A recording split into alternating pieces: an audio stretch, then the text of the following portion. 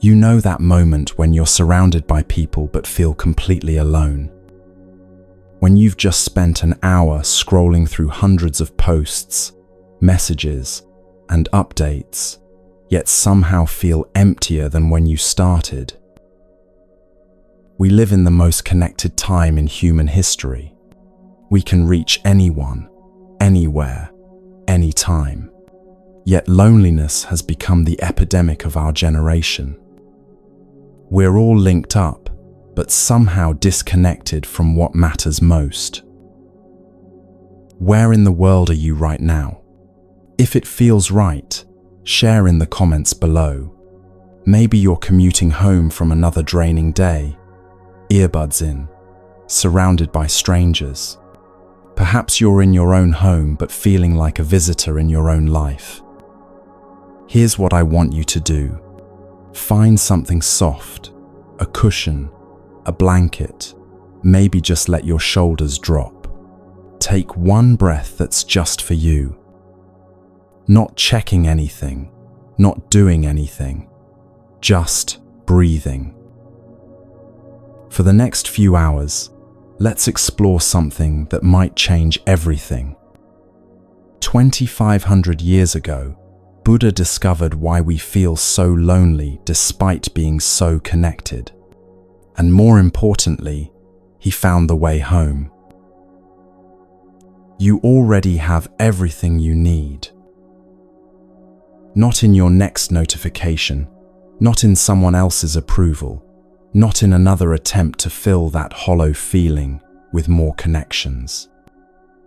Right here, right now. In this breath, we're sharing. Your loneliness is about to become your greatest teacher.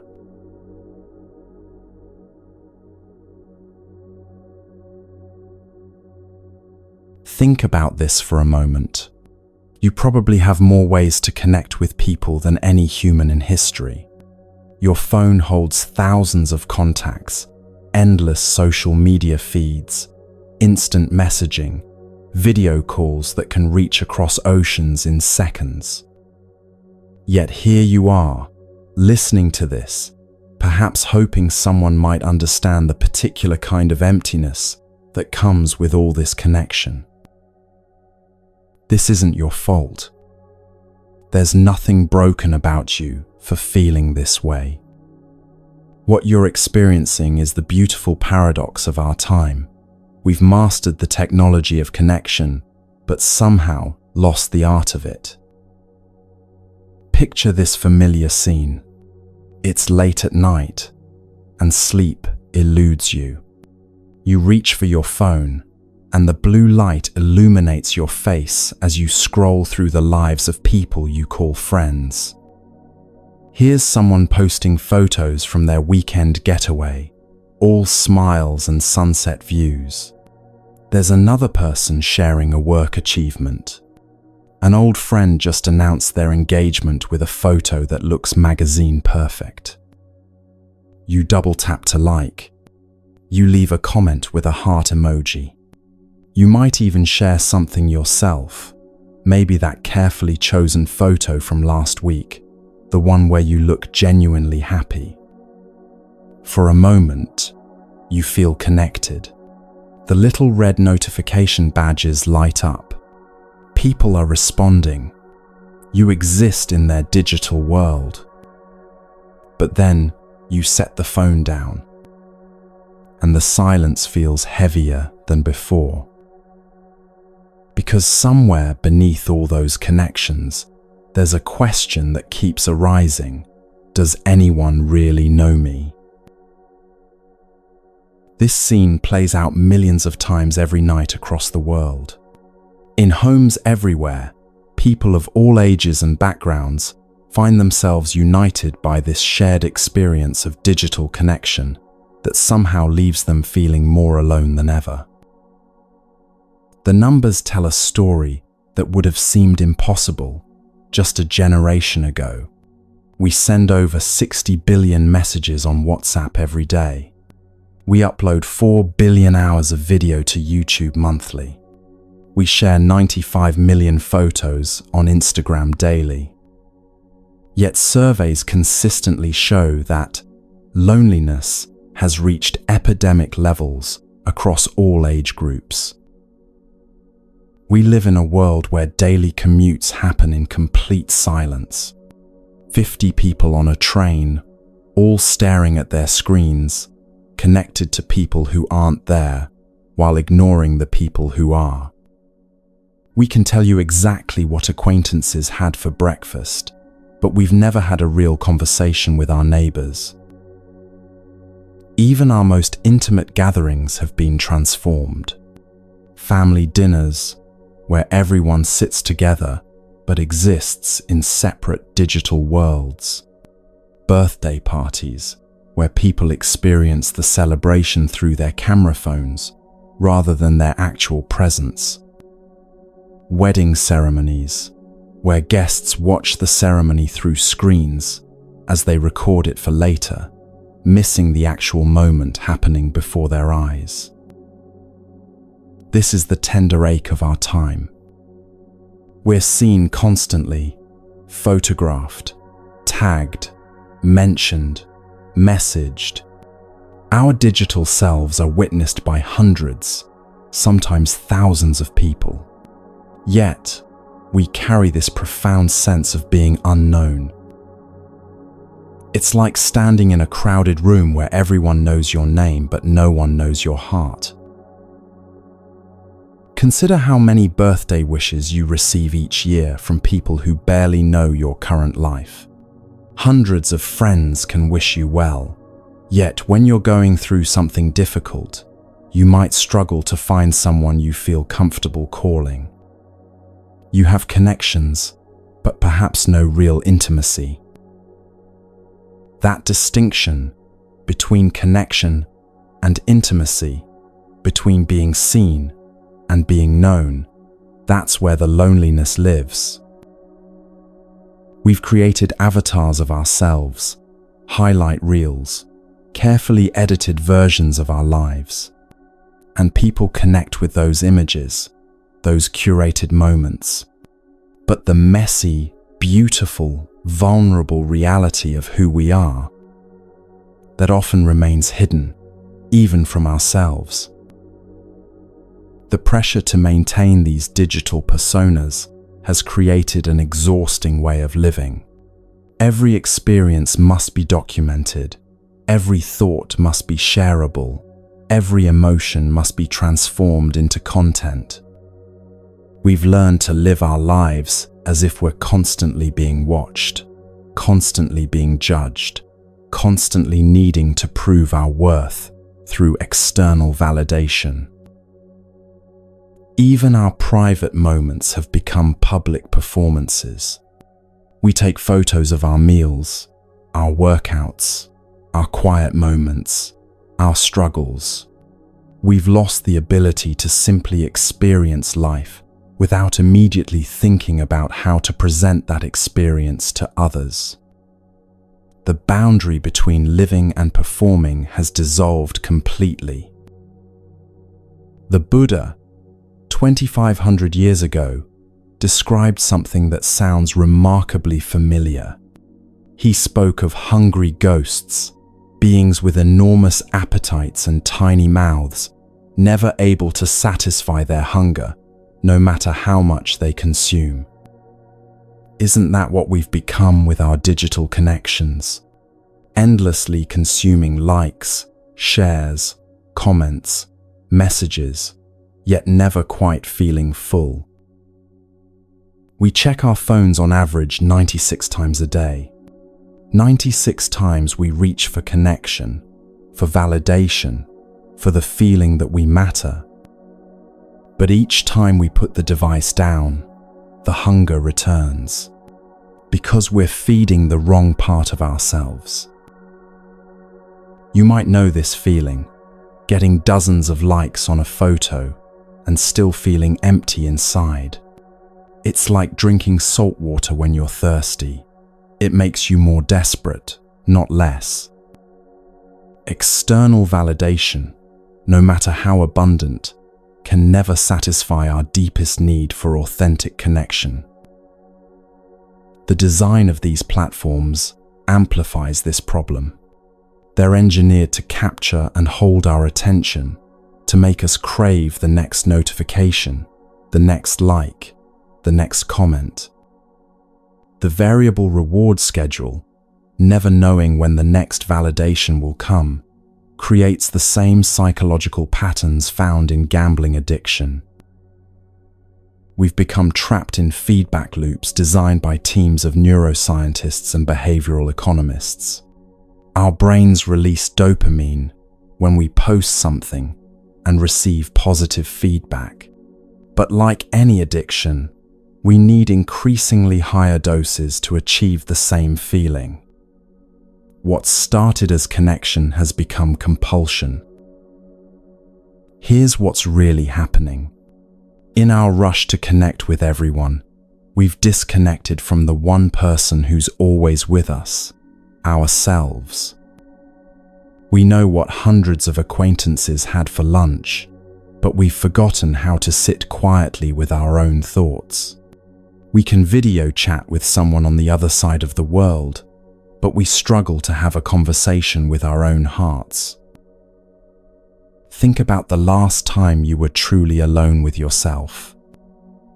Not alone with your phone, not alone with the TV on, not alone while multitasking.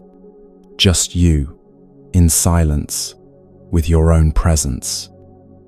For many of us, it's been so long, we can't remember. And when we do find ourselves in that space, it feels uncomfortable, almost frightening. We immediately reach for a distraction, a device, anything to fill the void. You've probably experienced this yourself. You sit down somewhere peaceful, maybe with just a cup of tea or coffee. For a brief moment, you're present, looking around, breathing. Then, the fidgeting begins. The nervous energy. Within minutes, your phone is out, and you're scrolling through something, anything, to escape the discomfort of being alone with yourself. We've become afraid of our own company.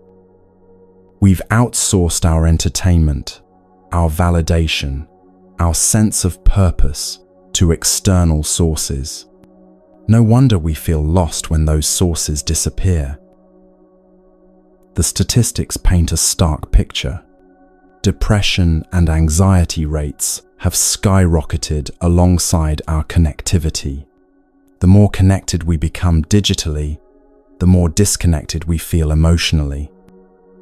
Young adults report feeling lonelier than elderly people, despite being the most digitally connected generation in history. But it's not just young people.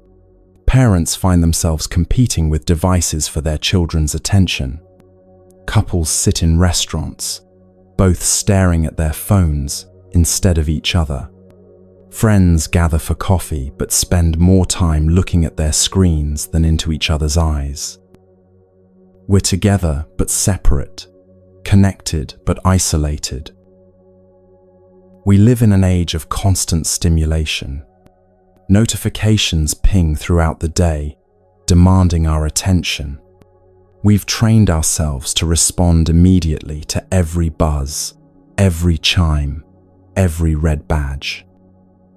Our attention has been scattered across dozens of platforms, hundreds of relationships, thousands of pieces of information. Is it any wonder we feel fragmented? The depth of human connection requires sustained attention, patience, presence. But our digital habits have trained us for the opposite. Quick hits, instant gratification, surface-level engagement. We've become accustomed to skimming rather than diving deep, to liking rather than loving, to following rather than befriending. Even our language has changed to reflect this shift. We follow people instead of befriending them. We have feeds like animals instead of conversations like humans. We like things with a single tap instead of expressing genuine appreciation. The very words we use diminish the richness of human connection. But what if that void isn't something to be filled? What if it's something to be explored? The Buddha spoke of something called the island of self, not the ego-driven, selfie-taking, social media self. Something deeper. He said, "Be a lamp unto yourself." In other words, find the light that already exists within you, rather than constantly seeking illumination from external sources. This teaching feels almost revolutionary in our hyper-connected world. We've been conditioned to believe that connection is always about reaching out, toward others, toward experiences, toward more. But what if the most profound connection is the one we make when we reach in? In ancient times, before electricity, before technology, people naturally experienced regular periods of silence and solitude. They had time to reflect, to process their experiences, to simply be with themselves. These weren't considered empty times but sacred times, opportunities for inner discovery and renewal. Now we've filled every possible moment with stimulation. We listen to podcasts while walking, watch videos while eating, scroll through social media while waiting in line. We've eliminated almost every opportunity for genuine solitude and reflection. No wonder we feel scattered and disconnected from ourselves. Here's something that might sound strange at first. What if your loneliness isn't a problem to be solved? What if it's actually a form of homesickness? Not homesickness for a place, but homesickness for yourself. When you're homesick, you're longing for a place where you feel safe, known, accepted, exactly as you are. A place where you don't have to perform or pretend. A place where you can simply be. What if that place exists within you? This isn't just poetic language. There's something profound here that our ancestors understood, but we've forgotten in our rush toward external connection. Every spiritual tradition speaks of it in different ways. The kingdom of heaven within, the true self, the Buddha nature. They're all pointing to the same revolutionary idea. You already contain what you're looking for. But we've become strangers to ourselves. We know our social media analytics better than our breathing patterns. We can navigate complex digital algorithms, but struggle to navigate our own emotions.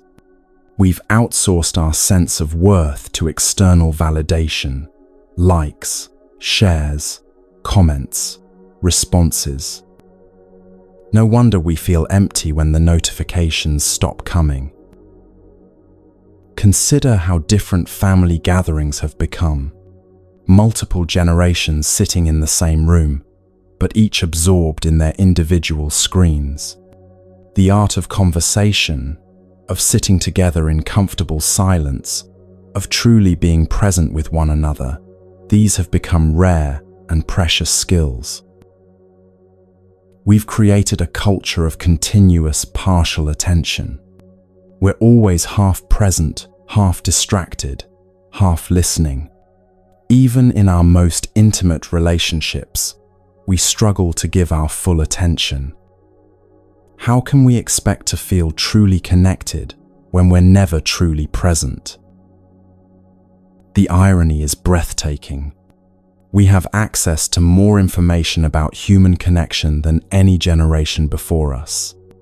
We understand psychology, neuroscience, the mechanics of relationships. Yet we're experiencing unprecedented levels of loneliness and disconnection. It's as if we've learned everything about connection except how to actually connect.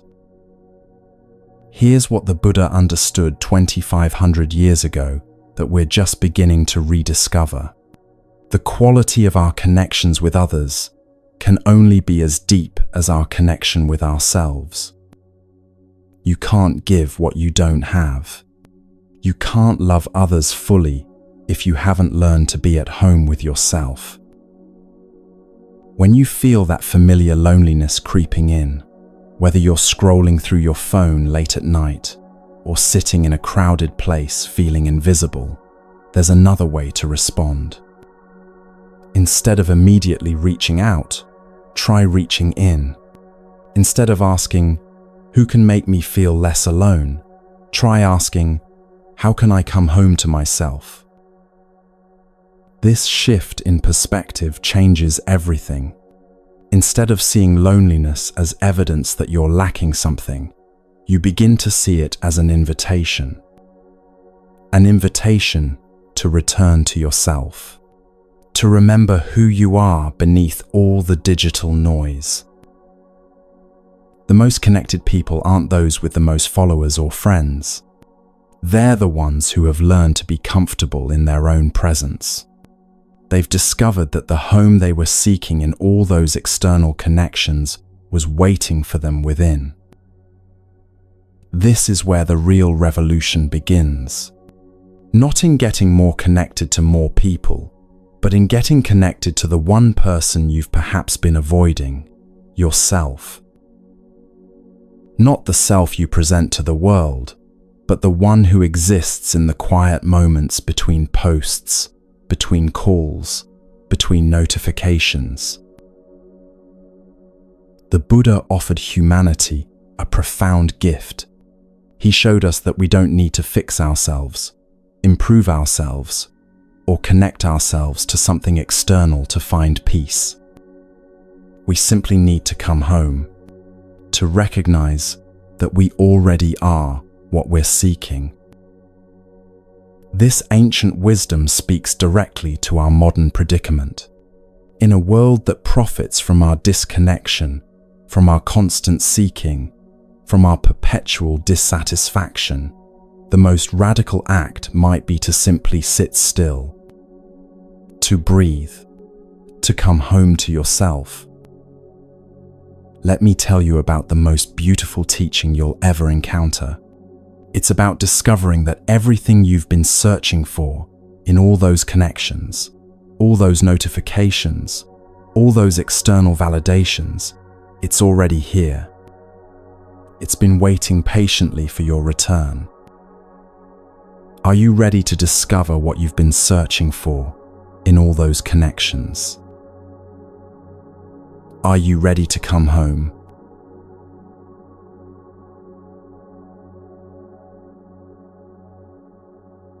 "2,500 years ago, the Buddha made a discovery that speaks directly to our modern crisis of connection.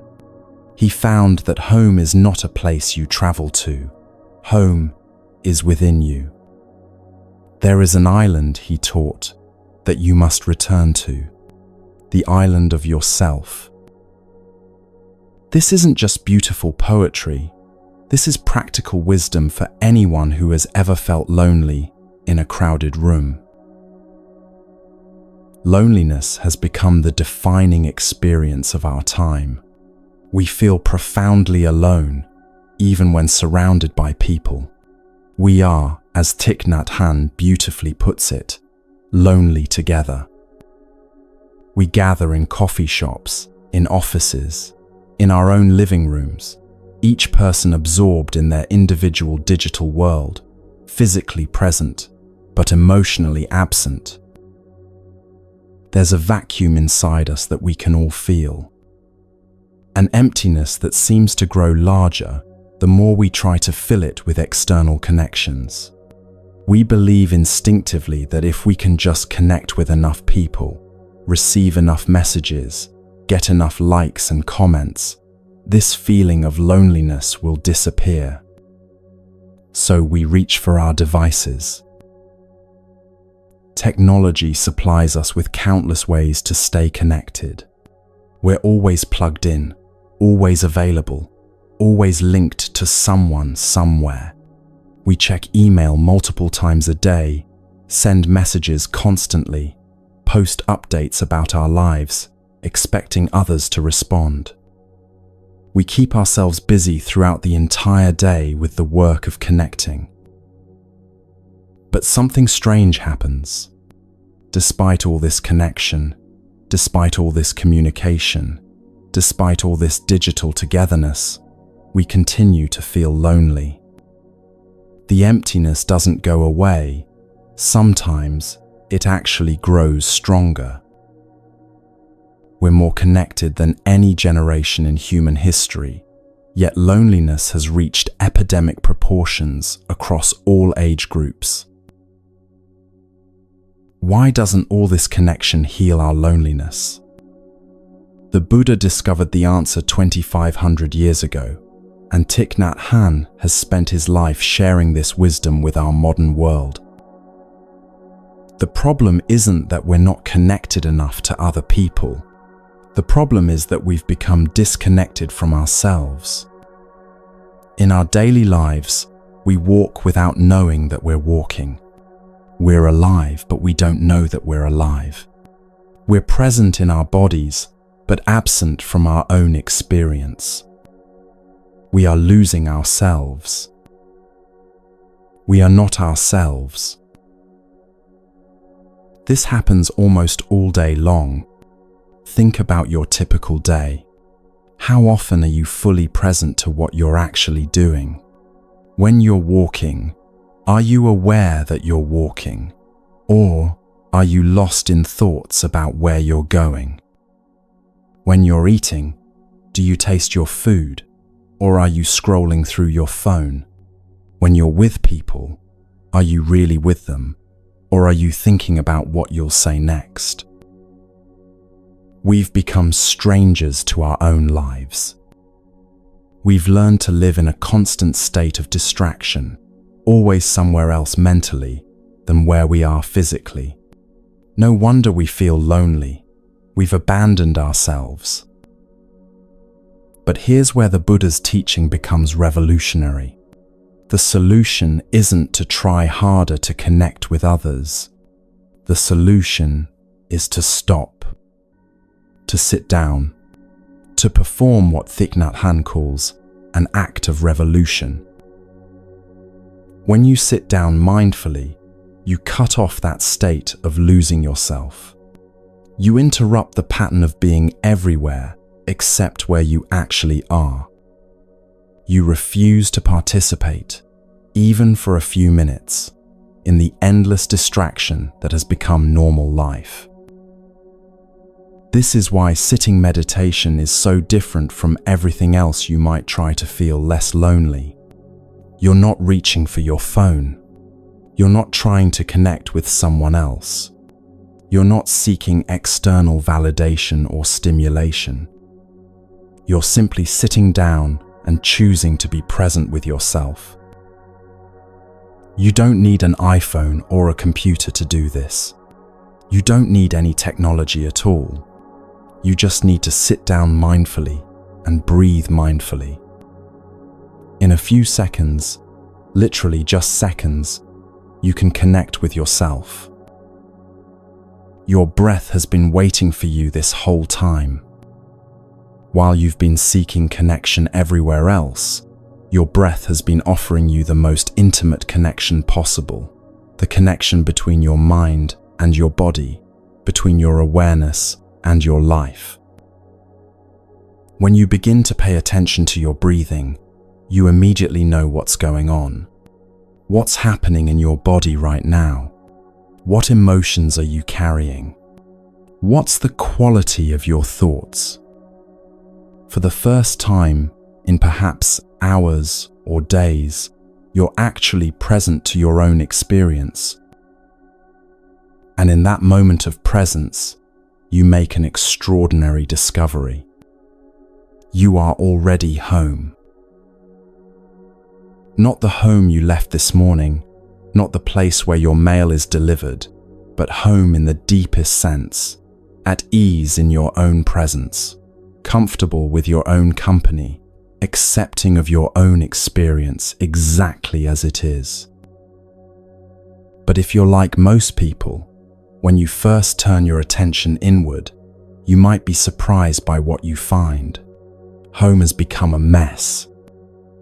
You've left it unattended for so long, focusing all your energy on external connections, that your inner world feels chaotic, neglected, overwhelming.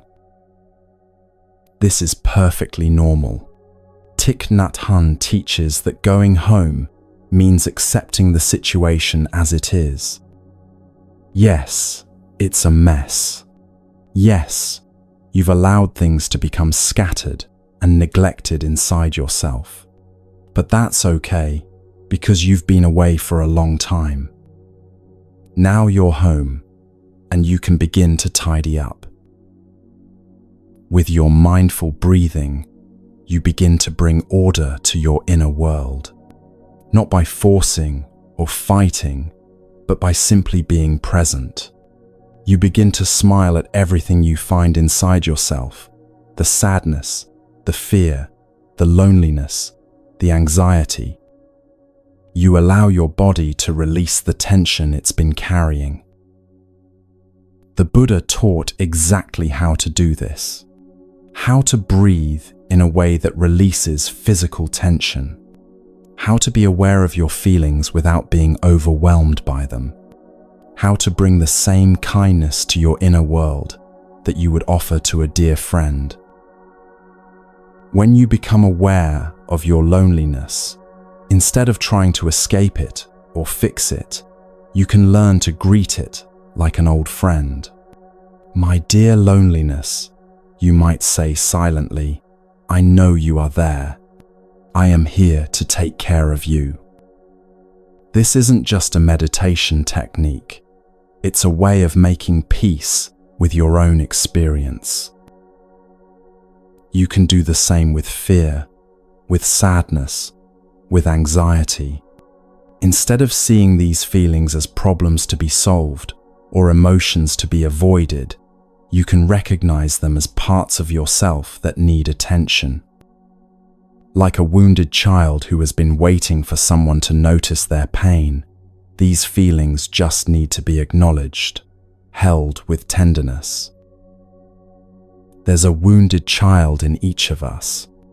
You can recognize her, recognize him, and you can embrace this part of yourself tenderly, the way you would comfort any child who was hurting. This is the act of going home and taking care of home. Every time you take a breath, whether you're breathing in or breathing out, you have the opportunity to go back to yourself. Every step you take can bring you home to the here and now, so you can connect with yourself, with your body, with your feelings. This is real connection. You don't need technology for this. You don't need anyone else's permission or participation. You don't need to wait for the right circumstances or the perfect moment. Right now, as you're listening to this, you can place one hand on your chest and feel your heart beating. You can take one conscious breath and connect with the simple fact that you're alive. This is revolutionary. In a world that profits from your distraction, from your disconnection from yourself, simply being present is an act of rebellion. You're refusing to participate in the system that keeps you seeking outside yourself for what you already possess within. But here's what makes this teaching so relevant to our crisis of connection. There's an illusion of connection that technology provides. You think that with all these devices, all these apps, all these ways to reach other people, you can truly connect. But you cannot really connect. How can you connect with another person when you cannot connect with yourself? This is the question that cuts through all our modern confusion about relationships and loneliness. If you're not at home with yourself, if you don't know your own heart, if you can't sit peacefully with your own thoughts and feelings, how can you possibly offer genuine intimacy to someone else? The teaching of the Buddha about going home to the island of self is the way to heal not just our individual loneliness, but our collective disconnection. It starts with the revolutionary act of turning inward. The way out is in. When you take a step, you go into yourself, because that step brings you home to the here and now. It helps you connect with your body. Your body is your breath, your feet, your lungs, your heart. When you're connected to your body, you're connecting with an essential part of your home. Think about how often you completely forget you have a body. When you spend 2 hours staring at a computer screen, you might forget entirely that you exist as a physical being. Without your body, how can you be alive? Yet we regularly live as if we're just floating heads, just thinking minds, disconnected from the physical reality of our existence. Many people have started programming a bell of mindfulness into their computers. Every 15 minutes, they hear a gentle sound that reminds them to stop working, stop thinking, and return to their breath. For just a moment, they enjoy breathing in, they connect with themselves, they smile, they become alive again. They remember that they have a body, which is a wonder.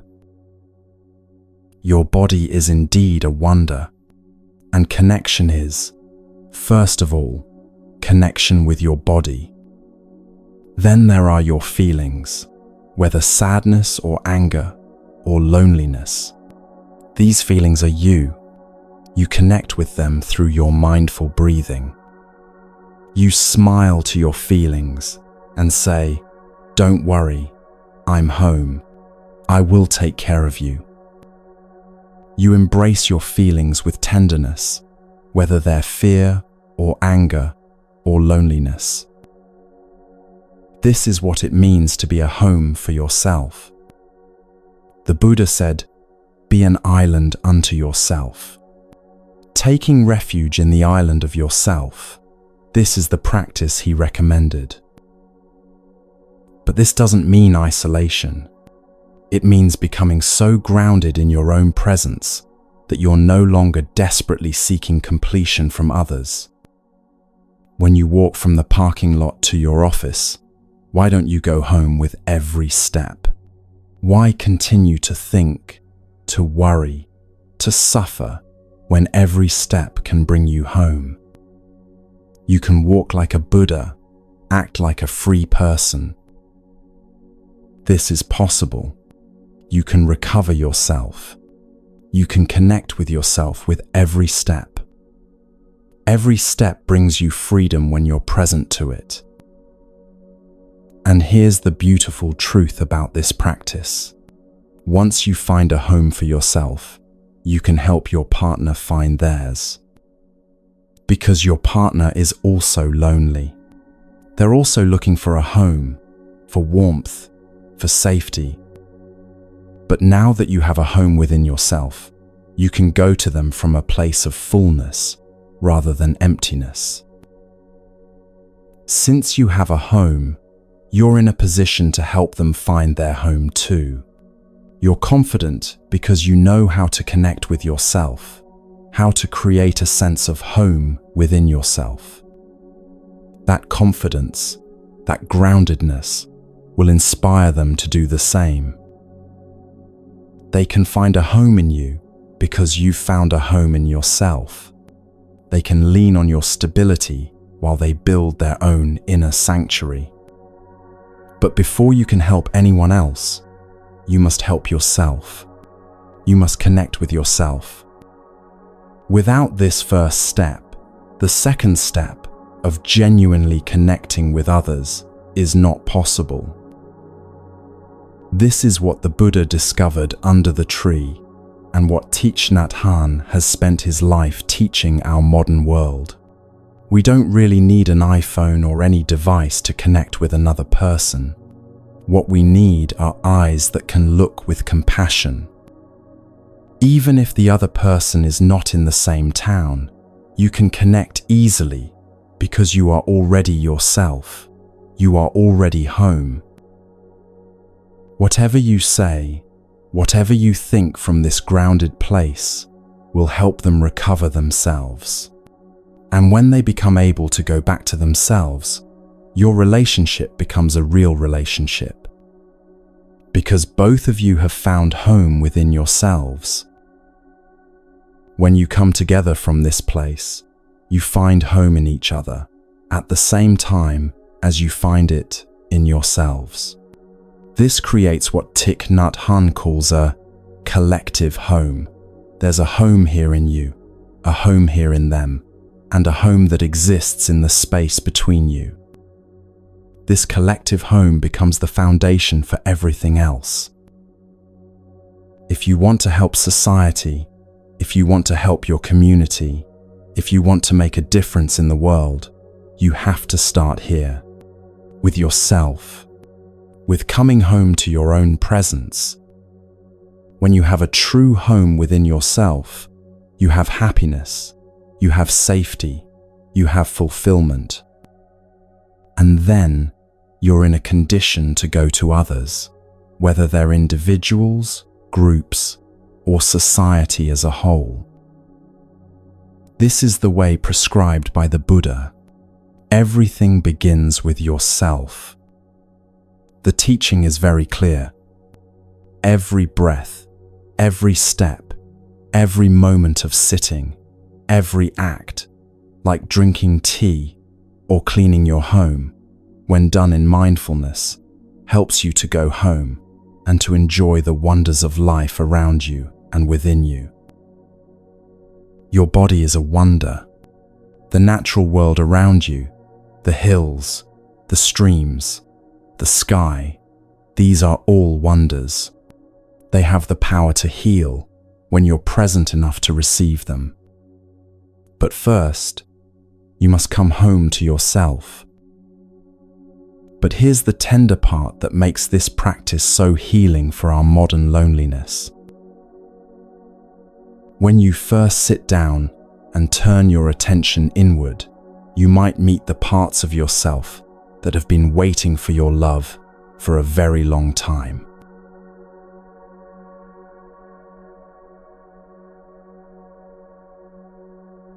When you first sit down and begin to pay attention to what's actually happening inside you, you might be surprised by what you discover.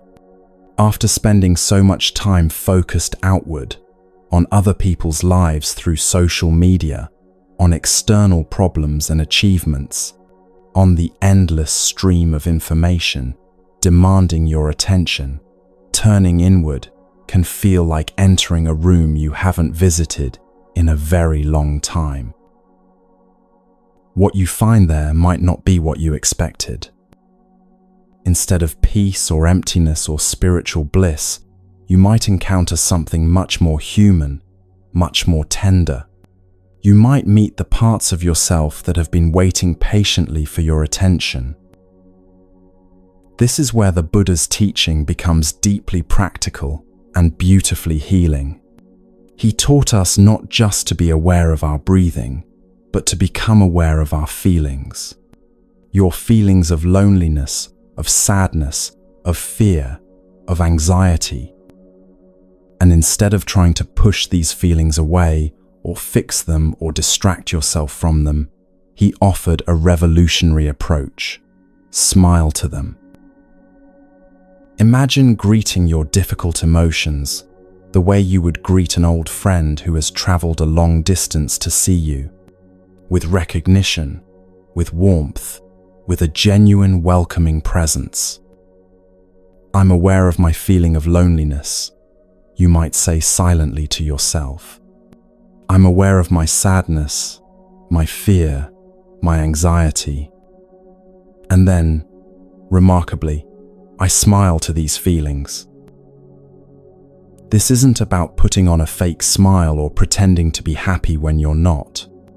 It's about offering the same kind of gentle, accepting presence to your difficult emotions that you would offer to a child who came to you crying.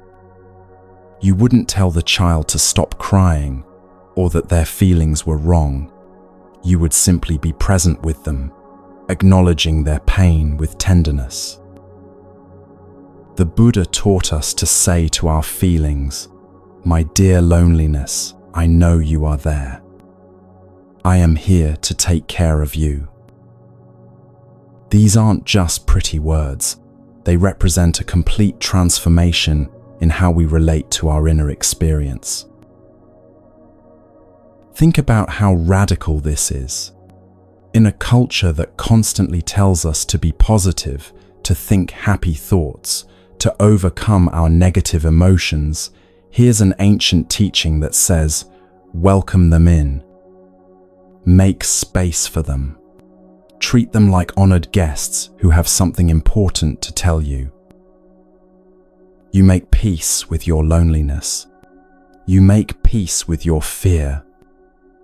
Not by conquering them or transcending them, but by offering them the one thing they've been asking for all along, your loving attention. There's a wounded child in you.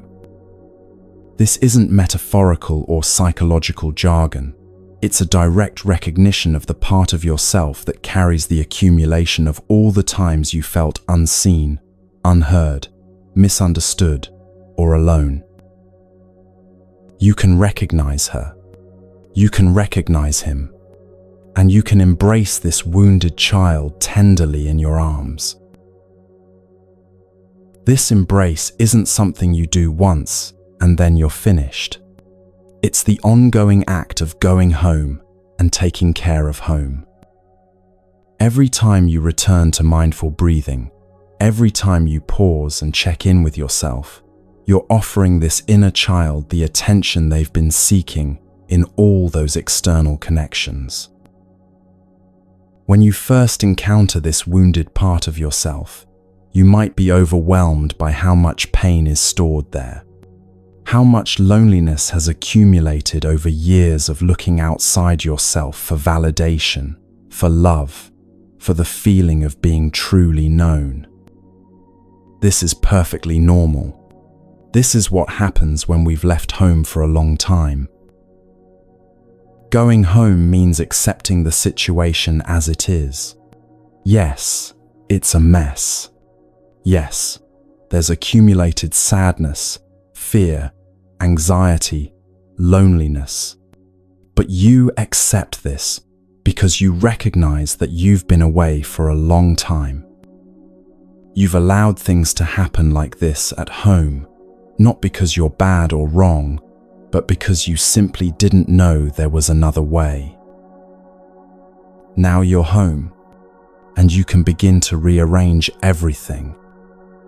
With your in-breath and your out-breath, with your mindful breathing, you begin to smile at everything you find inside yourself.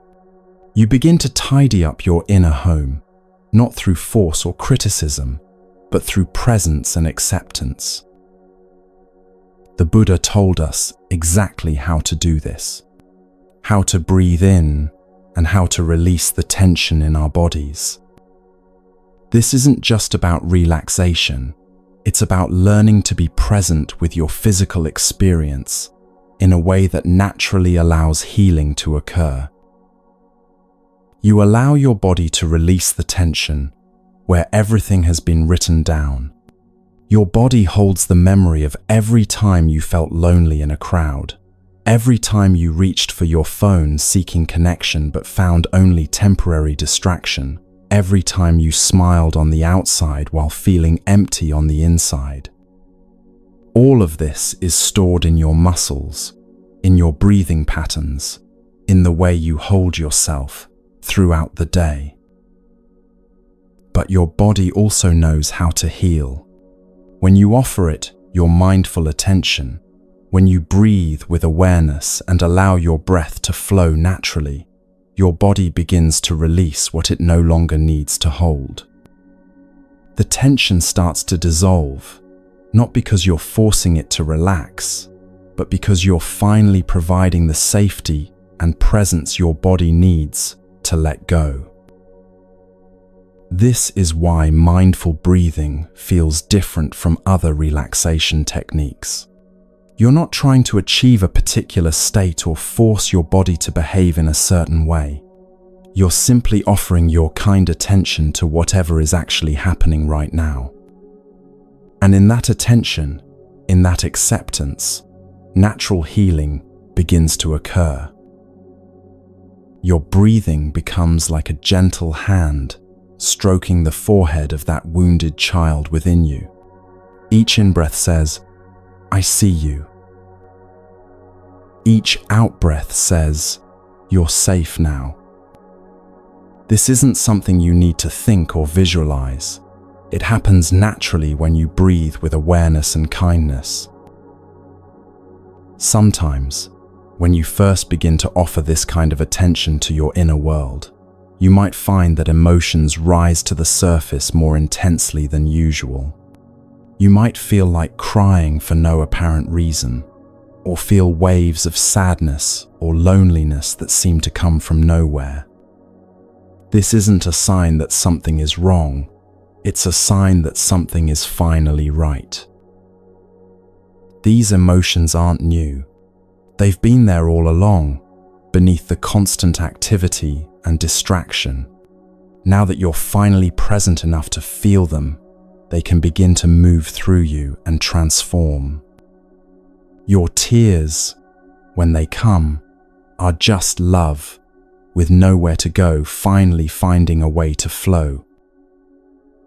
Think about how we usually respond to difficult emotions. We reach for our phones, turn on the TV, call someone, eat something, buy something, anything, to avoid feeling what we're actually feeling. We've learned to treat our emotions like emergencies that need to be fixed immediately, rather than natural movements of our inner life that simply need to be witnessed. But what if your sadness doesn't need to be fixed? What if your loneliness isn't a problem to be solved, but a part of you that needs to be heard? What if your anxiety is actually your inner wisdom trying to tell you something important about how you've been living? When you sit quietly and allow yourself to feel whatever is present without immediately trying to change it, you discover that emotions are much more fluid and temporary than you thought. They rise like waves, and when met with presence rather than resistance, they naturally subside. But they can only complete this natural cycle when they're not being pushed away or suppressed. The practice of speaking to your emotions like beloved friends transforms your relationship with your inner life completely. Instead of being afraid of what you might find inside yourself, you become curious.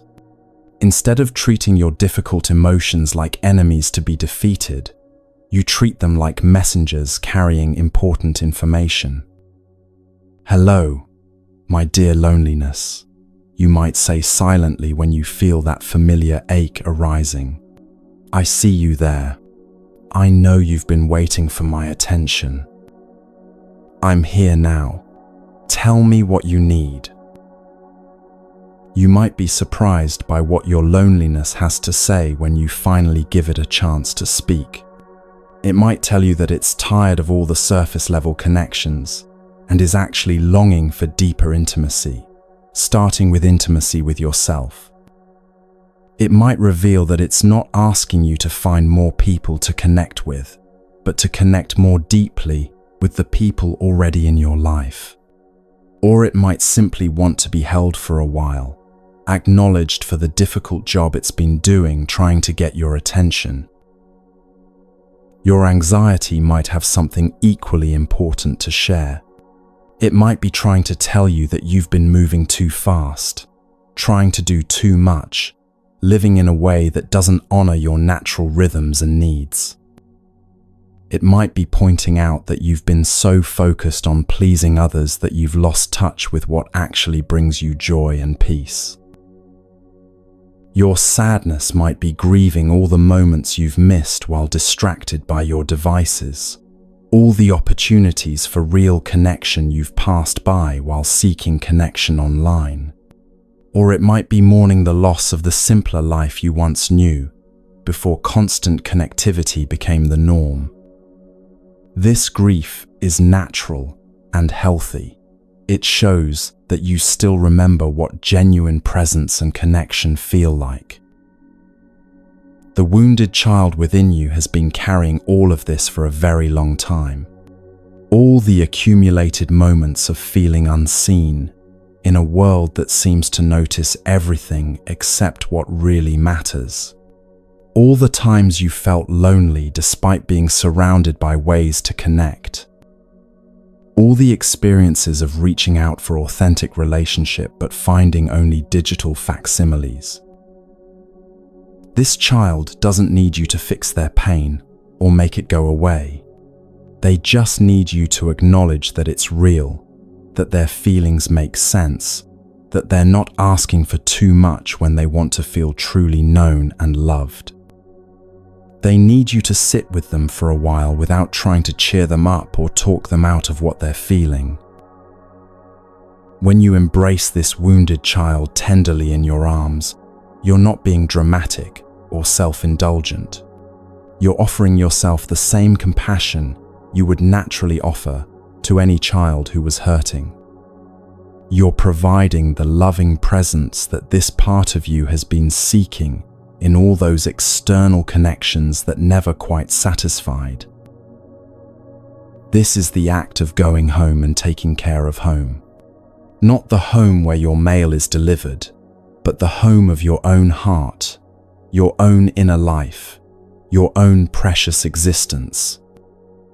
You've been away for so long, focused on everyone else's lives, everyone else's needs, everyone else's approval. Now, you're finally here for yourself.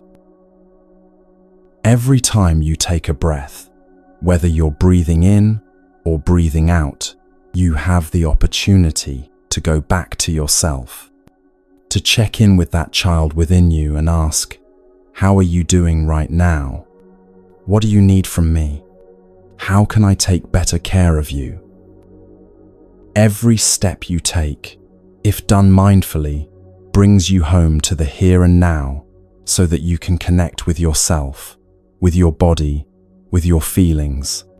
This is real connection, not the kind mediated by technology, but the direct, immediate connection between your awareness and your lived experience. You don't need a lot of technology to develop this connection. You don't need apps or devices or complicated techniques. You just need your own kind attention, your own willingness to be present with whatever you're experiencing, without immediately trying to change it or escape from it. This is the revolution that Thich Nhat Hanh speaks of. In a world that profits from your dissatisfaction, from your constant seeking outside yourself, simply being present with your own experience is a radical act. You're refusing to participate in the economy of endless distraction and consumption. You're choosing depth over surface, being over doing, presence over productivity.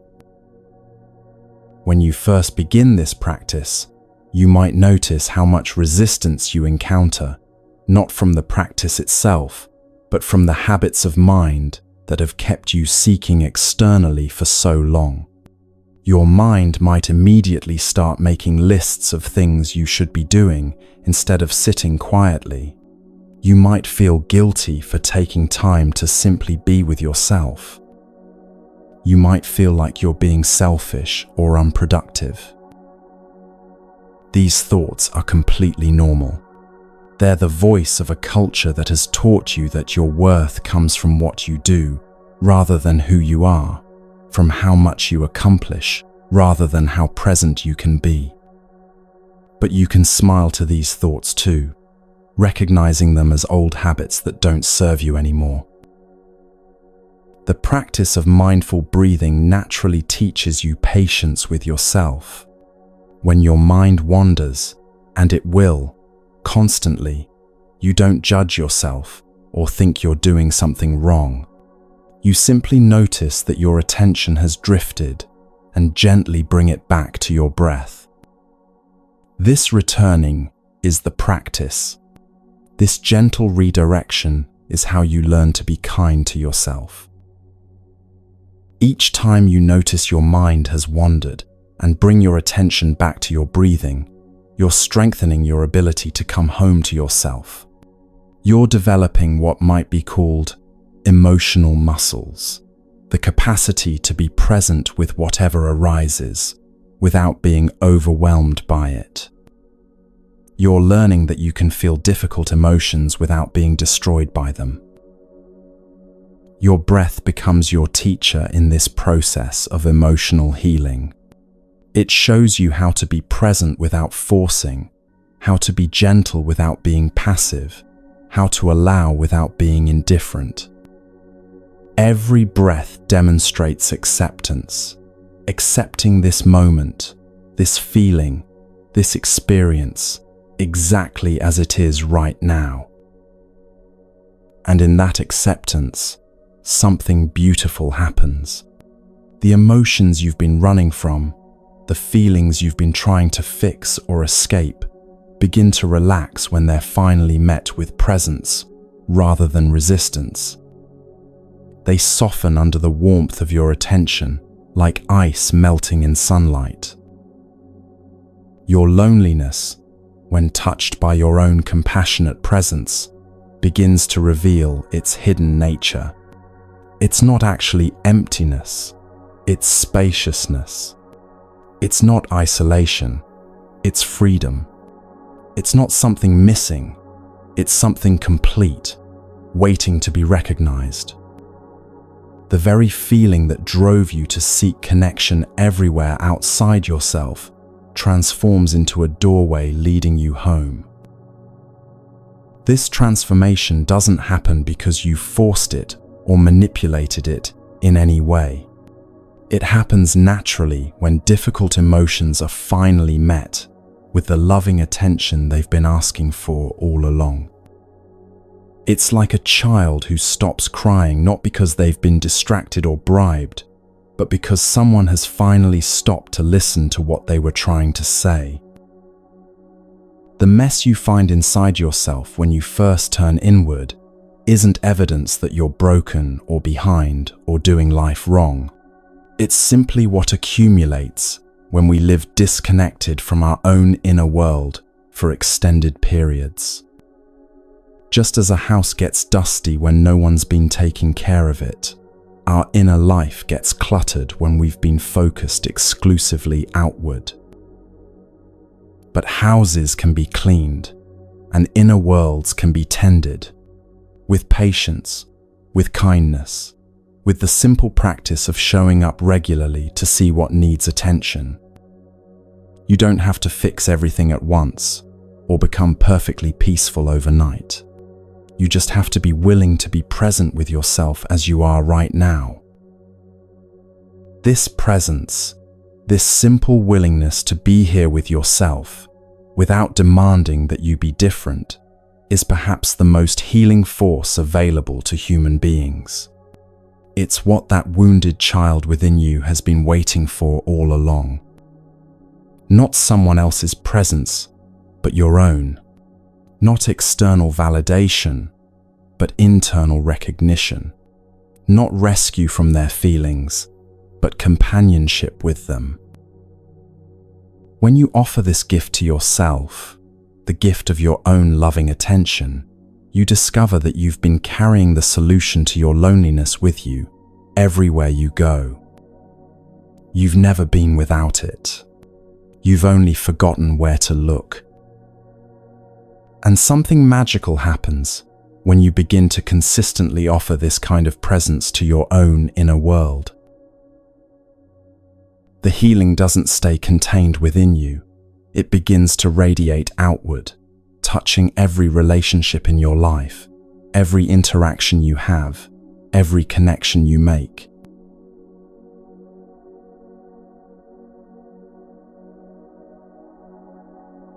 There's a profound shift that happens when you begin to consistently offer loving attention to your own inner world. Something changes in the very quality of your presence, in the way you move through the world, in how you relate to every person you encounter.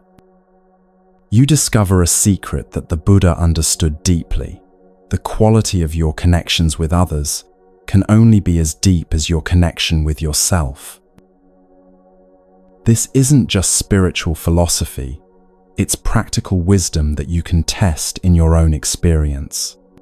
Think about the last time you were with someone while feeling anxious, distracted, or emotionally empty inside. How present were you able to be with them? How much genuine attention could you offer when your own inner world was calling for care? How deeply could you listen when you were desperately hoping they would say something to make you feel better about yourself? Now imagine being with that same person from a place of inner fullness. When you've taken time to come home to yourself, to acknowledge your own feelings with kindness, to breathe mindfully and settle into your own presence. Suddenly, you have something to give rather than something to get.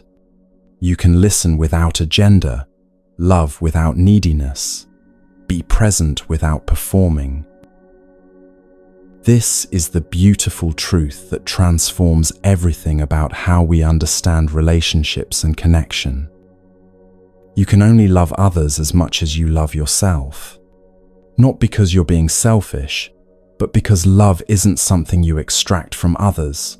It's something you become and then naturally share.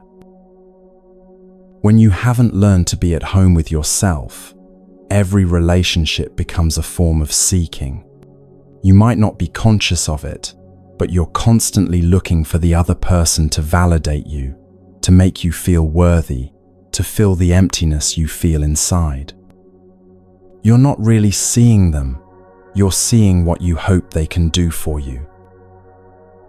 This creates an exhausting dynamic for everyone involved.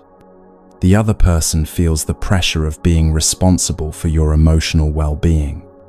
They sense that you need something from them, even if they can't name what it is. And you end up disappointed when they inevitably fail to provide what you can only provide for yourself. But something extraordinary happens when you stop expecting other people to complete you.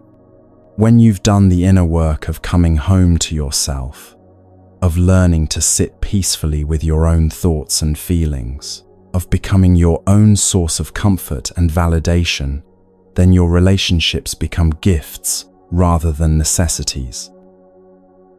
You begin to see people as they actually are, rather than as you need them to be. Your eyes, as the Buddha taught, become eyes that see with compassion rather than eyes that are desperately seeking something. This shift in perception changes everything about how you connect with others. When you look at someone with eyes that need something, their approval, their attention, their love, there's a quality of grasping in your gaze.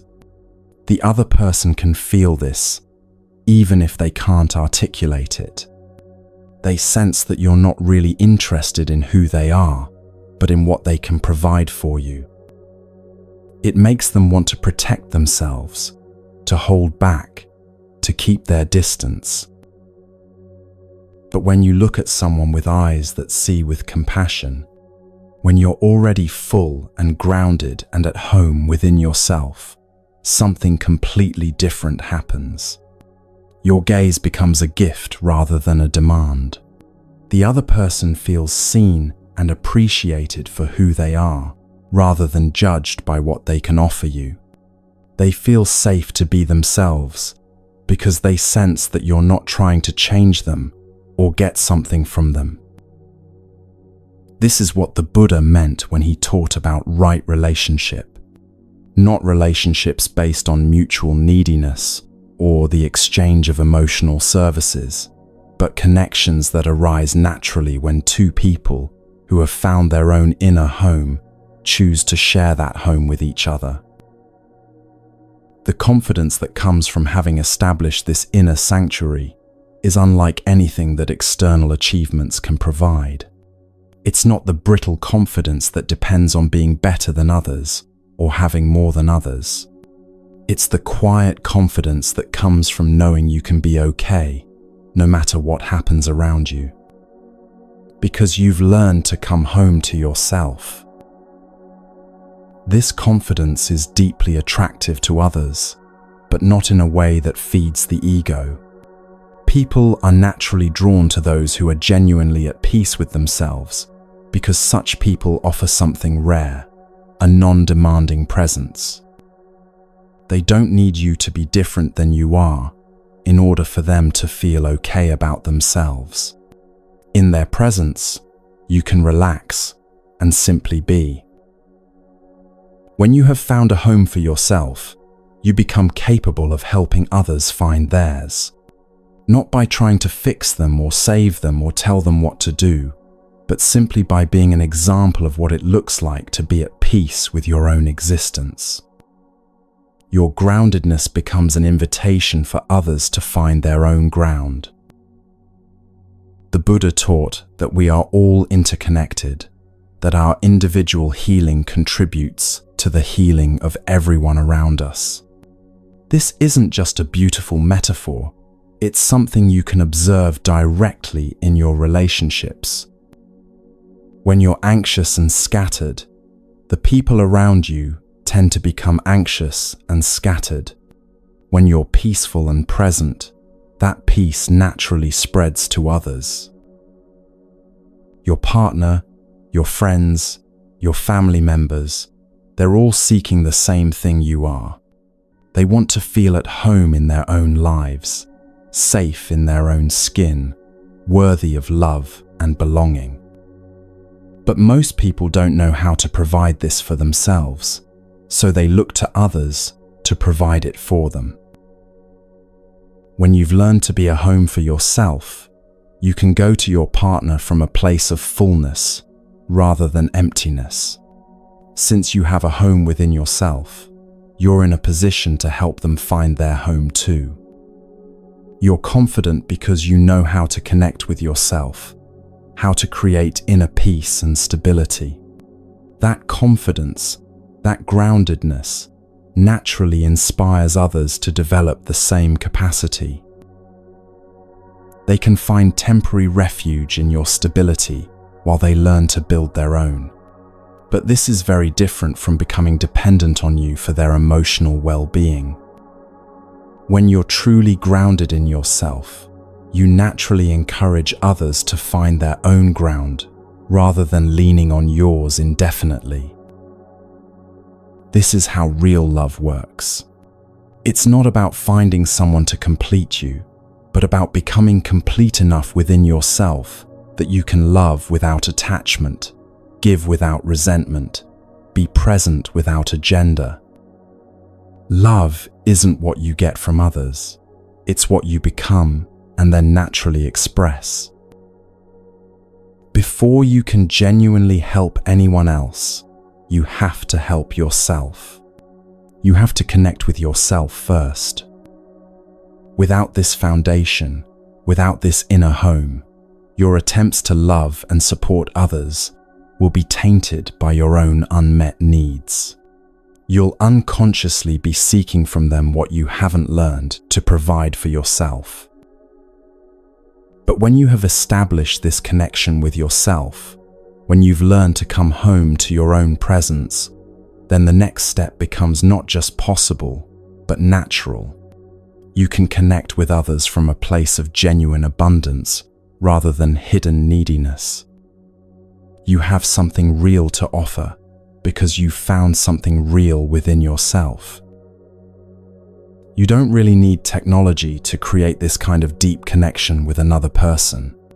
What you need are eyes that can look with compassion, a heart that has learned to be at peace with itself, a presence that is grounded and available. Even if the other person is on the other side of the world, you can connect with them deeply because you are already yourself. You are already home. When you speak or write or even think about someone from this grounded place, whatever you express will help them recover themselves. Not because you're trying to heal them or teach them, but because genuine presence is naturally healing. When someone feels truly seen and accepted as they are, they naturally begin to relax into their own authentic self.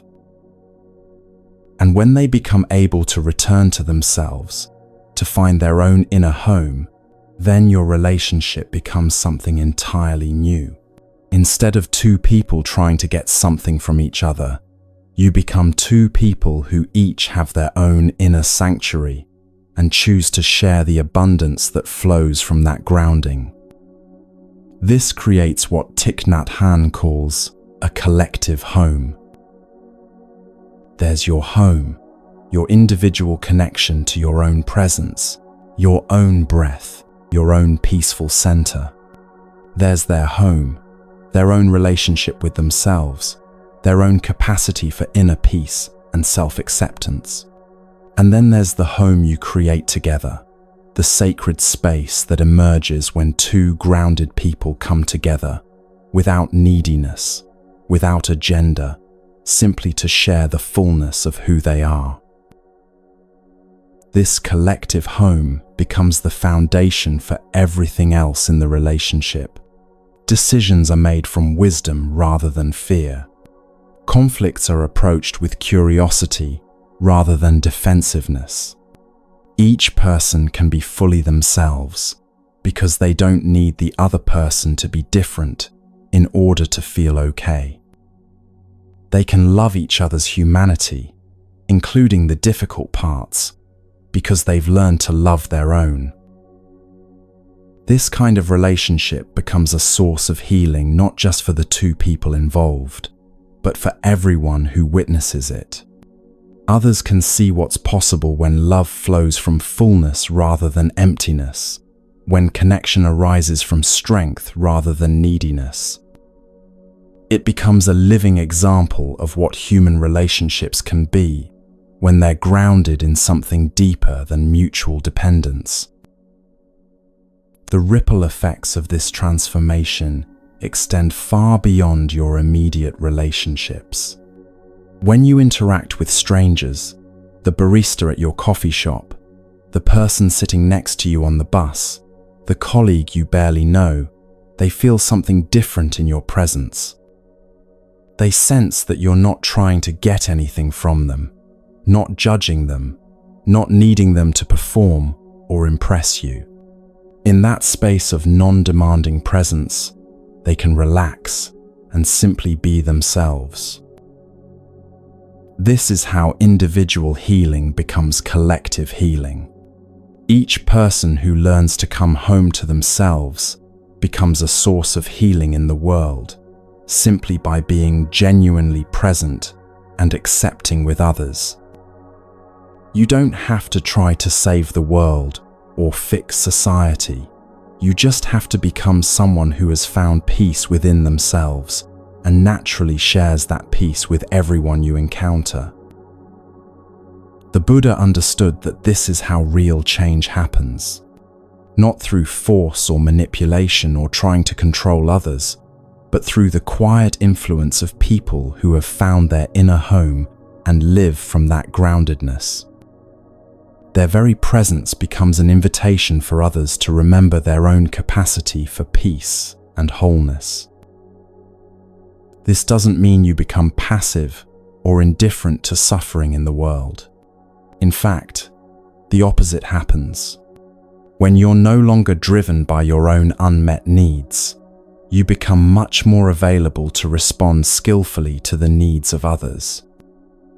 Your actions arise from wisdom and compassion, rather than from anxiety and the desire to be seen as good or helpful. You can engage with the difficulties in your relationships, your community, your world from a place of stability rather than reactivity. You can offer support without taking on others' problems as your own. You can be present with pain, yours and others, without being overwhelmed by it. You become someone who can sit with difficulty without immediately trying to fix it or run away from it. This capacity to be present with what is, without needing it to be different, is perhaps the greatest gift you can offer to another human being. In a world where everyone is constantly trying to change each other, to improve each other, to solve each other's problems, simply being present without agenda becomes profoundly healing. When someone is struggling and you can sit with them without trying to talk them out of their feelings or cheer them up or offer solutions, they feel truly met. They experience the rare gift of being seen and accepted exactly as they are in that moment. This acceptance doesn't enable their suffering. It creates the safety they need to process their emotions naturally and find their own way forward. The loneliness that once drove you to seek constantly outside yourself transforms into something entirely different. Instead of emptiness seeking to be filled, it becomes spaciousness, available to hold whatever arises. Instead of neediness reaching for others, it becomes fullness naturally overflowing. You discover that you were never actually lacking anything. You were simply disconnected from the abundance that was always available within you.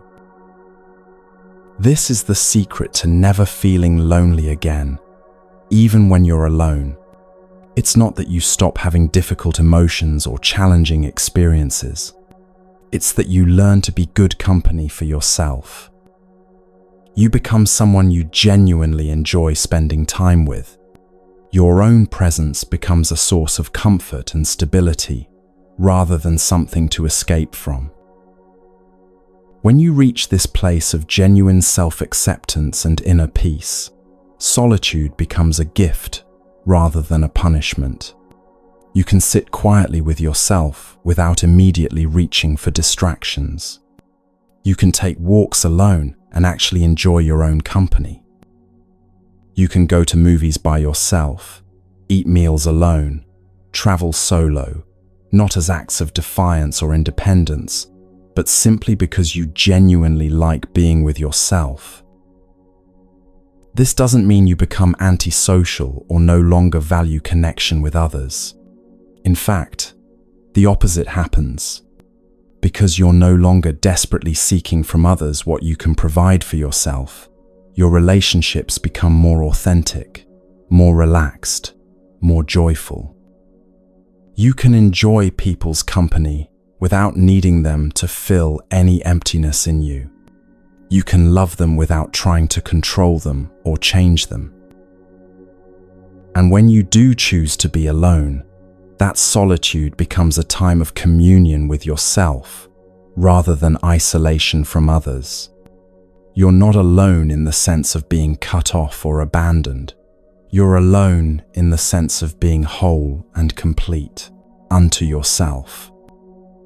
It's the difference between loneliness and solitude, between emptiness and fullness, between seeking and being. This transformation affects every aspect of your life. Your work becomes more creative and authentic because you're no longer performing for approval. Your friendships deepen because you can be genuinely interested in others rather than focused on what they think of you. Your family relationships heal because you stop trying to get from them what they were never meant to provide. Even your relationship with strangers becomes more warm and open because you're not seeing them through the lens of your unmet needs. Love, you discover, isn't what you get from others. It's what you become when you learn to be at home with yourself. And once you become love, once you embody the peace and acceptance and compassion that you've cultivated in your relationship with yourself, that love naturally flows to everyone in your life without effort or intention. This is the Buddha's teaching, made practical for our modern lives. This is how ancient wisdom transforms contemporary loneliness. Not by trying to connect more, but by learning to connect authentically. Not by seeking love everywhere, but by becoming love and then sharing it freely. And when two people who have each found this inner home come together, something beautiful happens that transcends anything either could create alone. They discover that love multiplied is infinitely greater than love divided, and that true intimacy is only possible between two people who are already complete.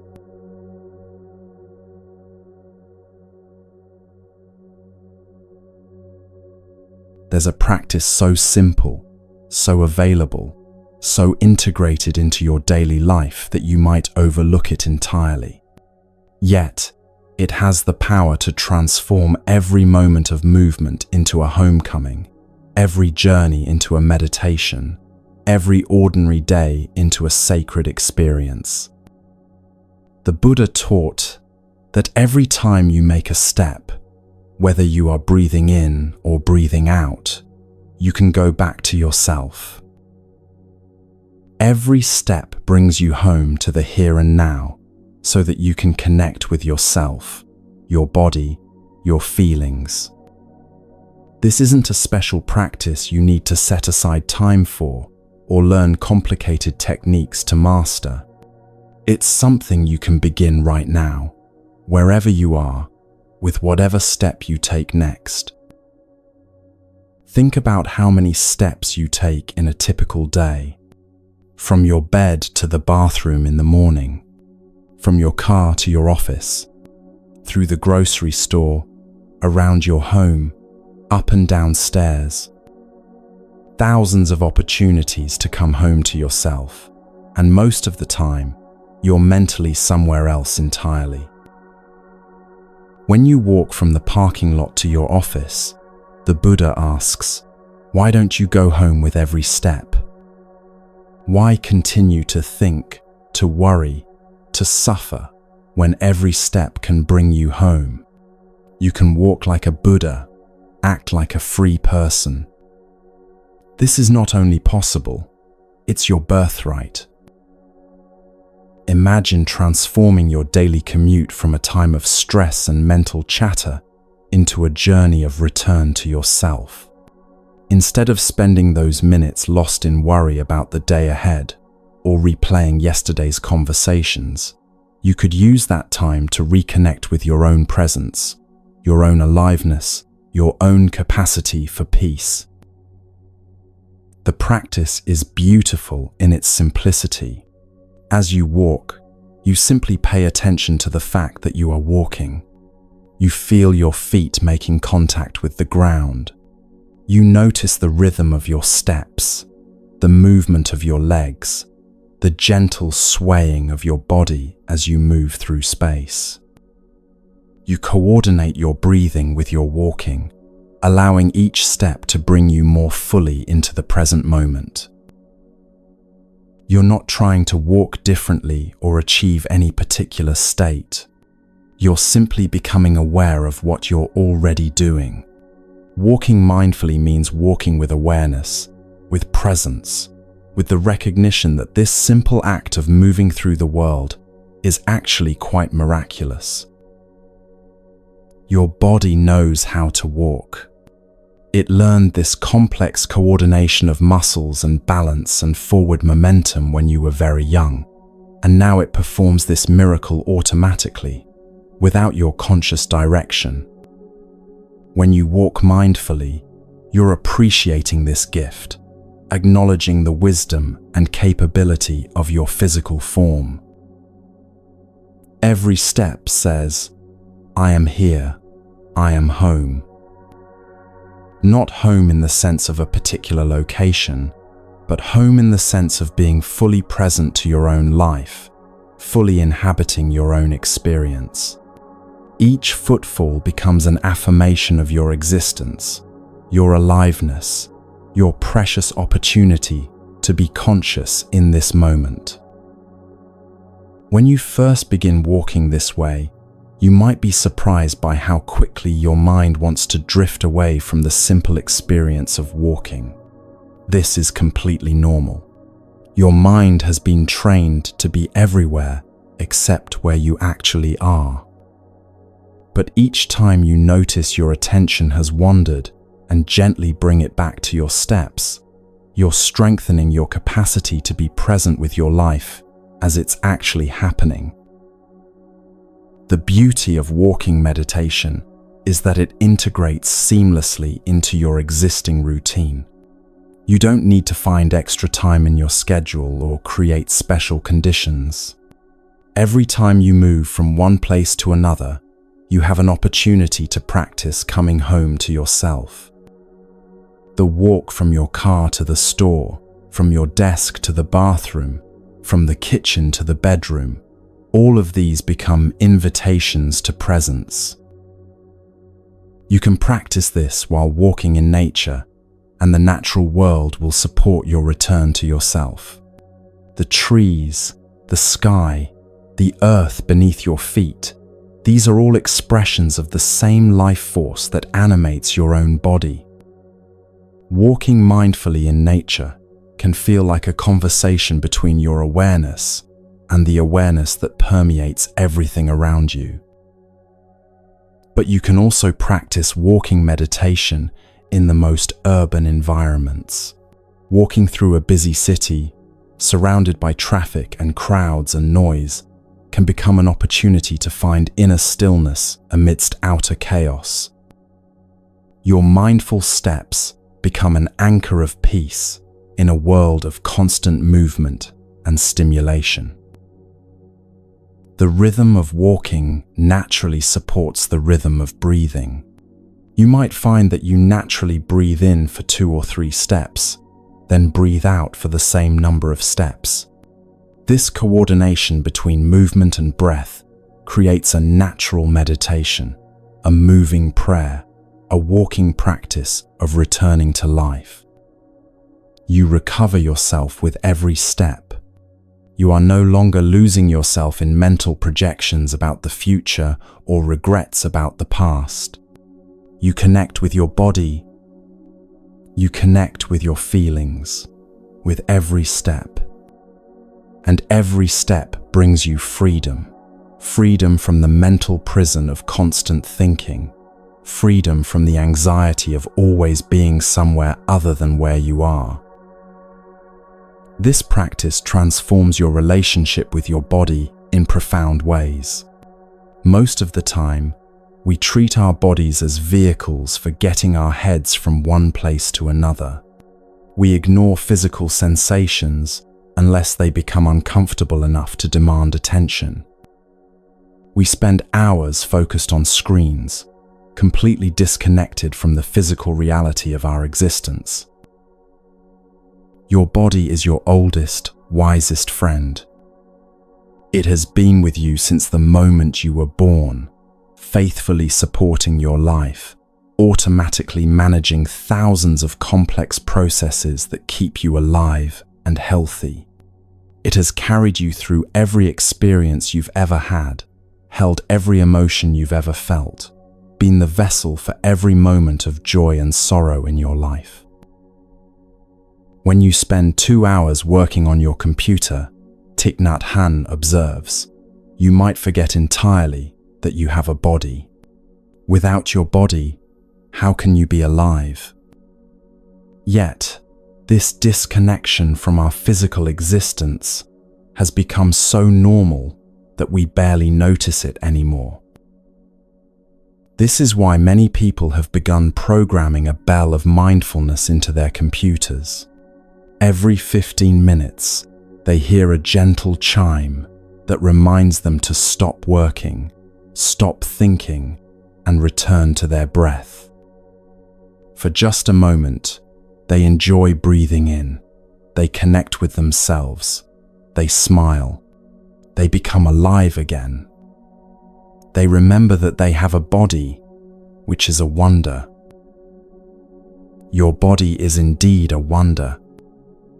Right now, as you listen to these words, your heart is beating approximately 70 times per minute, pumping blood to every cell in your body. Your lungs are exchanging oxygen and carbon dioxide, supporting the life of every organ and tissue. Your digestive system is processing nutrients. Your immune system is protecting you from illness. Your nervous system is coordinating millions of signals that allow you to think and feel and perceive. All of this is happening without any conscious effort on your part. When you walk mindfully, you're honoring this miraculous physical existence that makes all your experiences possible. You're acknowledging the gift of mobility, of balance, of the complex coordination that allows you to move through the world. Each step becomes an expression of gratitude for the body that carries you through life. Connection is, first of all, connection with your body. When you're disconnected from your physical existence, living primarily in your thoughts and mental constructions, how can you possibly connect authentically with others? They can sense that you're not really present, not really inhabiting your own life. But when you're grounded in your physical presence, when you're aware of your breath and your posture and the sensation of your feet on the earth, others feel your groundedness. Walking meditation teaches you to be present with whatever arises in your body. Sometimes you might notice tension in your shoulders or tightness in your chest. Sometimes you might feel energized and light, other times heavy and sluggish. The practice isn't about feeling a particular way, but about being aware of however you're feeling without judgment. This awareness naturally leads to healing. When you're present with physical sensations, your body can release tension that it's been holding unnecessarily. When you breathe mindfully while walking, you're providing your nervous system with the oxygen and rhythm it needs to function optimally. When you move with awareness, you're naturally improving your posture, your balance, your overall physical well-being. But the benefits extend far beyond the physical. Walking meditation is a practice of integration, bringing together body and mind, movement and stillness, inner awareness and outer experience. It teaches you that meditation isn't something you only do while sitting quietly, but a quality of awareness you can bring to any activity. Every step becomes an opportunity to practice what the Buddha called right mindfulness, being aware of what you're doing while you're doing it. This sounds simple, but it's actually quite revolutionary in a world that rewards multitasking and constant mental activity. To do one thing at a time, with full attention, is to rebel against the culture of distraction that dominates modern life. When you walk mindfully to your office, you're not preparing for your workday or reviewing your to-do list. You're simply walking. When you walk mindfully to the store, you're not planning what you'll buy or thinking about other errands. You're simply walking. This quality of undivided attention transforms the most ordinary activities into practices of presence. The gentle revolution of simply being where you are cannot be overstated. In a world that constantly encourages you to be somewhere else mentally, planning the future, reliving the past, escaping into digital realities, the simple act of being fully present to your current experience is profoundly countercultural. You don't need to travel to exotic locations or have peak experiences to access the sacred. The sacred is available in every step you take down the hallway of your own home. The divine is present in the simple act of walking from your car to the grocery store.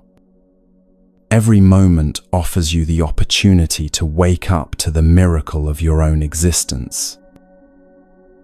This practice naturally extends beyond walking to all forms of movement and physical activity. You can bring the same quality of mindful attention to washing dishes, folding laundry, driving your car, exercising at the gym. Any activity that involves your body can become a meditation, a practice of returning to presence, a way of coming home to yourself. When you're washing dishes mindfully, you feel the warm water on your hands, notice the texture of the soap, appreciate the simple rhythm of cleaning and rinsing. You're not rushing through the task to get to something more important. You recognize that this moment, this activity, is your life happening right now.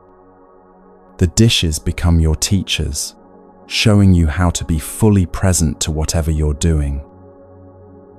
The same awareness can transform your daily hygiene routine into a practice of self-care and presence.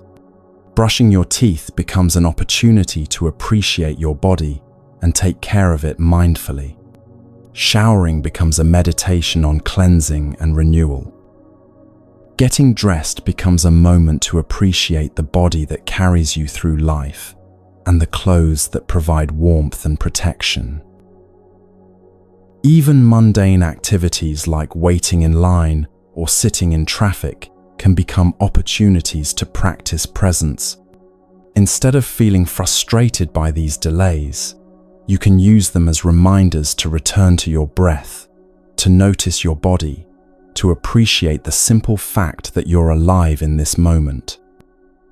What seemed like interruptions to your day become invitations to wake up to your life.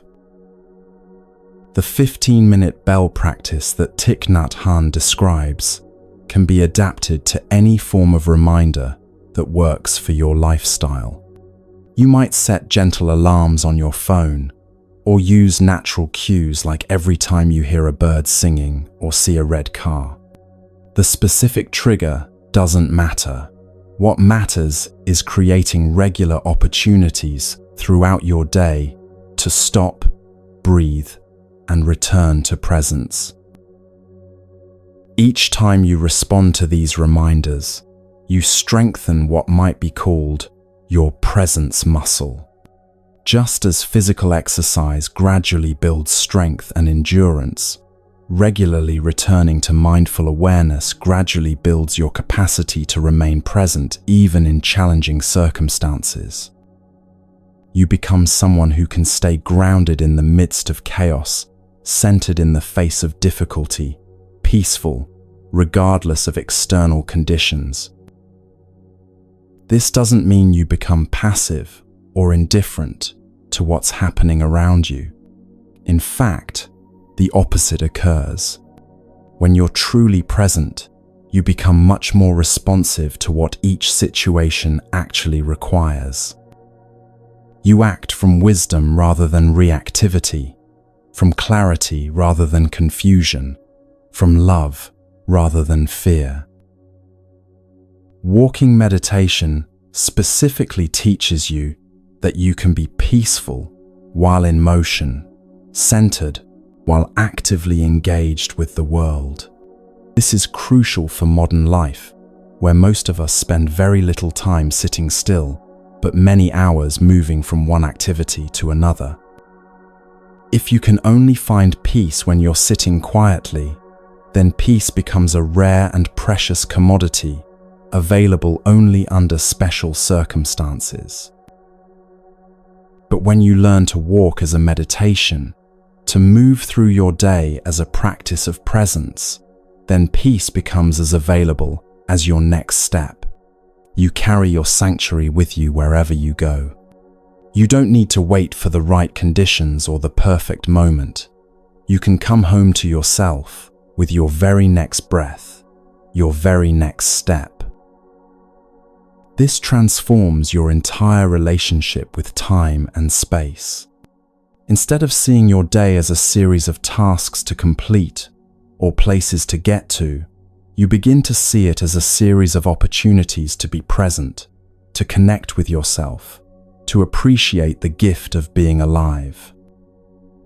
The journey becomes as important as the destination.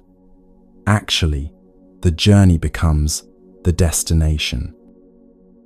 You discover that you don't need to get anywhere or accomplish anything in order to be happy and peaceful. Happiness and peace are available right now, in this step, in this breath, in this moment of simply being present to your own existence.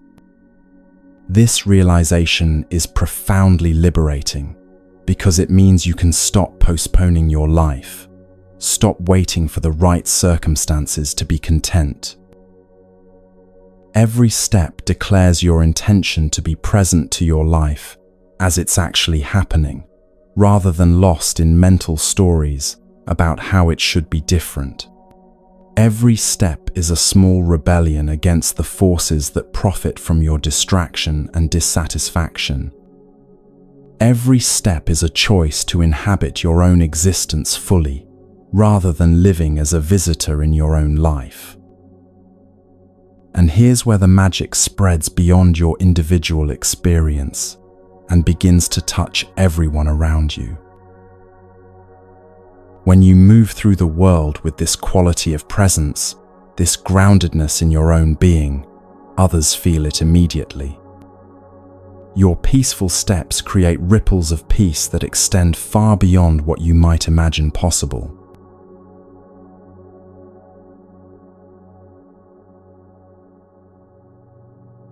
There's something extraordinary that happens when you consistently practice coming home to yourself. It doesn't stay contained within the boundaries of your individual experience.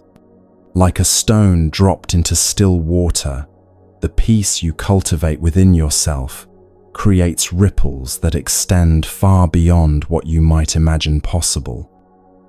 Your inner transformation becomes a gift to everyone who encounters you, often in ways so subtle they might not even notice consciously. The Buddha understood this principle deeply. He taught that individual awakening is never just individual. It naturally contributes to the awakening of all beings. This isn't just spiritual poetry.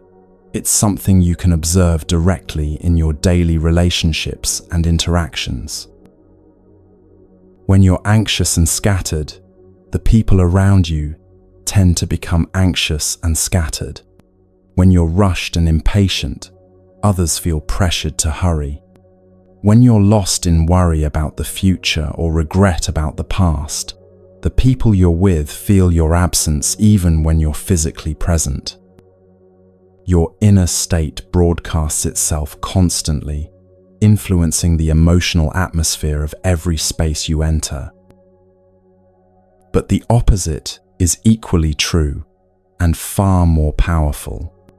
When you're genuinely at peace with yourself, when you've learned to be comfortable in your own presence, when you carry that inner sanctuary with you wherever you go, others feel this immediately. Your groundedness becomes an invitation for them to find their own ground. Your peace gives them permission to relax, to breathe, to simply be themselves without performance or pretense. This happens not because you're trying to influence anyone or fix anyone or teach anyone anything. It happens naturally, the way a warm fire radiates heat to everyone nearby without effort or intention. When you've found your inner home, you become a sanctuary for others, not because you're taking responsibility for their emotional state, but because your presence demonstrates that peace is possible. Think about the people in your life who have this quality. There are probably one or two individuals who, when you're with them, you feel more relaxed, more yourself, more at ease than usual. They're not necessarily the most entertaining or impressive people you know, but there's something about their presence that feels safe, accepting, genuine. They don't need you to be different than you are in order for them to feel comfortable. In their company, you can let your guard down because you sense that they're not judging you or trying to get something from you. These people have learned, consciously or unconsciously, to be at home with themselves. They've developed the capacity to be present without agenda, to listen without immediately trying to solve, to love without grasping. Their inner peace has become a gift they offer to everyone they encounter, simply by being who they are. You can become this kind of person, not by trying to be peaceful or working to project calmness, but by genuinely doing the inner work of coming home to yourself. When your peace is authentic rather than performed, others feel the difference immediately. The ripple effect begins most powerfully in your closest relationships. Your partner, your family members, your closest friends, these are the people who will feel the change in you most directly. As Thich Nhat Hanh teaches, once you find a home for yourself, you can help your partner find theirs. Your partner is also lonely. They're also looking for a home, for warmth, for safety, for the feeling of being truly known and accepted. But perhaps they, like most people, have been seeking this externally, looking to you, or to achievements, or to distractions, to provide what they can only provide for themselves. When you've established your own inner sanctuary, something fundamental changes in how you relate to your partner's seeking, their struggles, their emotional needs. Instead of feeling responsible for fixing their problems or making them happy, you can simply be present with them as they navigate their own journey home to themselves. You can offer the steady, non-anxious presence that allows them to feel safe enough to explore their own inner world. Since you have a home within yourself, you're in a position to help them find their home too, not by telling them what to do or trying to manage their emotional life, but by consistently demonstrating what it looks like to be grounded in your own being. You're confident because you know how to connect with yourself, how to find peace in the midst of difficulty, how to be okay, regardless of external circumstances. That confidence, which is really just the natural result of being at home with yourself, naturally inspires others to develop the same capacity. They see that it's possible to remain calm in situations that used to create anxiety. They witness someone choosing presence over reactivity, breath over worry, acceptance over resistance. Your example becomes more powerful than any advice you could give. They can find temporary refuge in your stability while they learn to build their own. This is very different from becoming dependent on you for their emotional well-being. When you're truly grounded in yourself, you naturally encourage others toward their own independence rather than creating codependency. You offer support without enabling, love without controlling, presence without absorbing their emotions as your own. This creates what Thich Nhat Hanh calls a collective home. There's your home, your individual relationship with your own presence, your own breath, your own capacity for inner peace. There's their home, their growing ability to find stability and comfort within themselves. And then there's the home you create together, the sacred space that emerges when two people who are each grounded in their own being choose to share their lives. This collective home becomes the foundation for everything else in your relationship. Conflicts become opportunities for deeper understanding rather than battles to be won.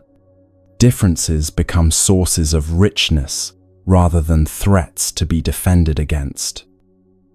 Each person can be fully themselves because they don't need the other to be different in order to feel secure. When you come together from this place of individual wholeness, you find home in each other at the same time as you maintain your own inner sanctuary. You're not trying to complete each other or fix each other or change each other. You're simply sharing the abundance that flows naturally from two people who have learned to be at peace with themselves. Love becomes an expression of fullness rather than an attempt to fill emptiness. This transformation in your closest relationships naturally extends to all your other connections. Your children, if you have them, feel the difference in your presence immediately. Instead of a parent who is anxious, rushed, distracted, constantly trying to manage their behavior and emotions, they encounter someone who is genuinely present and accepting. This gives them the safety they need to develop their own emotional regulation and self-awareness. Your friends notice that you've become someone who can listen without immediately offering solutions, who can be present with their difficulties without taking them on as your own. You're no longer performing friendship or trying to be helpful in ways that actually increase drama and dependence. You've become someone who offers the rare gift of non-judgmental presence. Even your professional relationships transform. Colleagues sense that you're not competing with them, or trying to prove anything, or seeking their approval for your sense of worth. You can collaborate without ego, lead without dominating, follow without resentment. Your work becomes more creative and effective because it's no longer filtered through the anxiety of trying to manage others' opinions of you. The people who serve you in stores and restaurants feel your genuine appreciation rather than the distracted politeness that most customers offer. You're actually present when you say thank you, actually seeing them as human beings rather than functionaries in your day. This simple presence can transform their experience of work, reminding them of their own dignity and worth.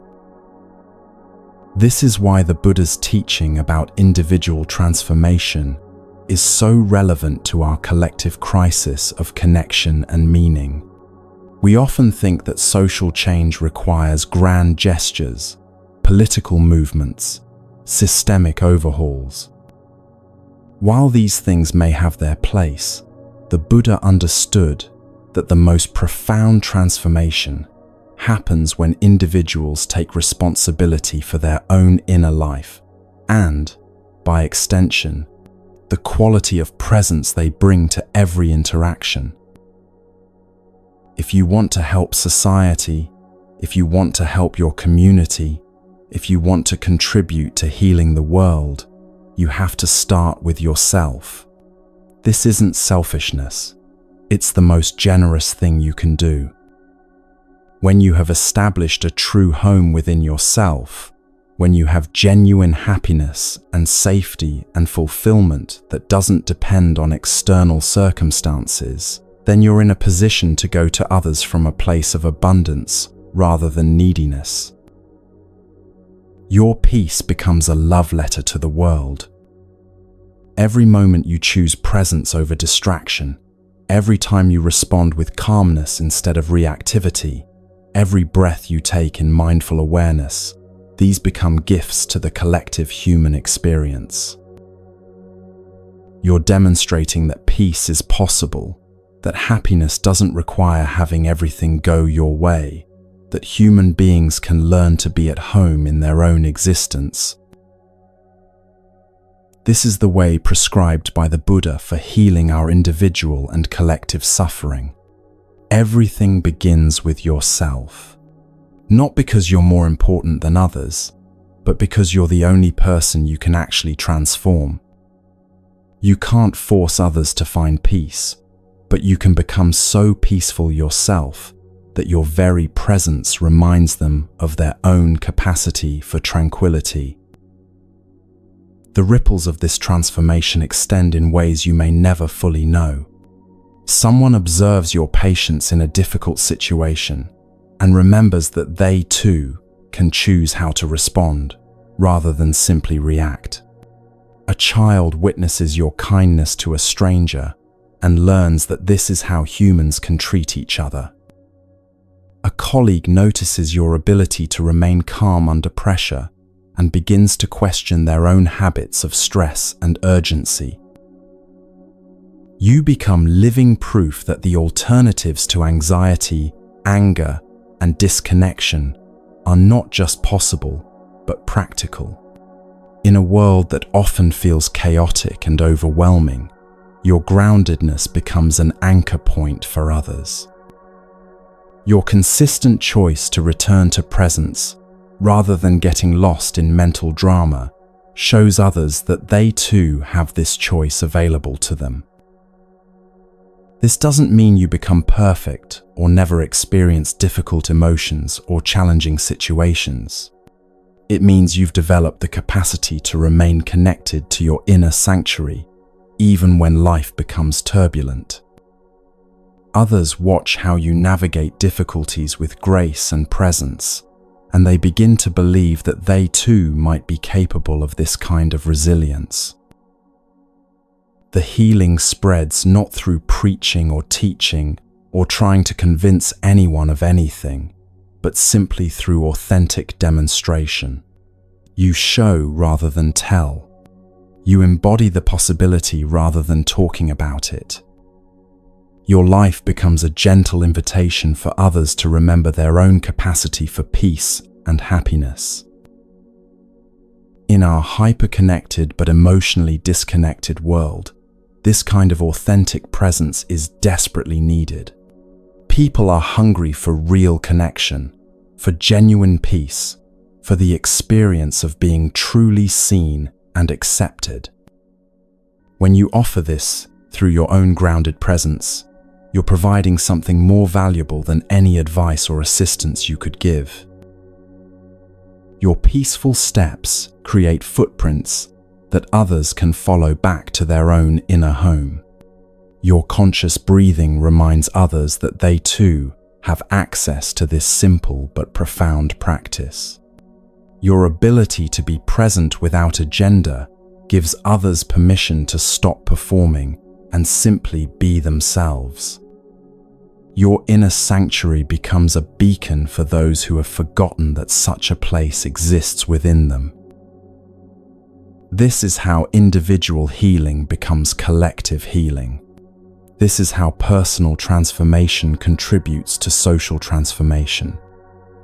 Not through force or manipulation or trying to control outcomes, but through the quiet, steady influence of people who have done their inner work and naturally radiate the peace they've discovered.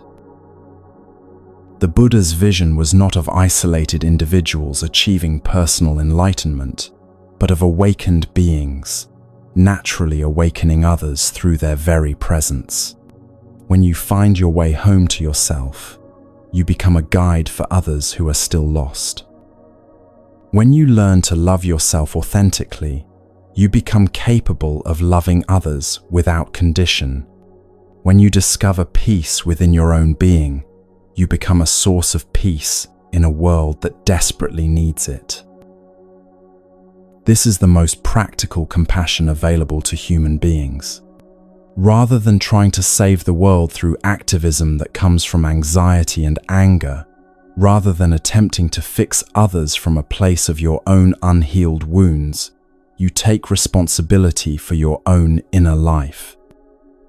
You become the change you want to see, not as a moral obligation, but as a natural expression of your own healing and awakening. Your peace is not a luxury or a privilege. It's your responsibility to the human family.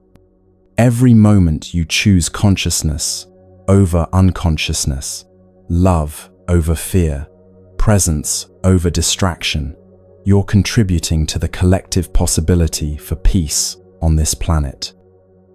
Your inner work becomes your outer service. Your personal healing becomes your gift to the world.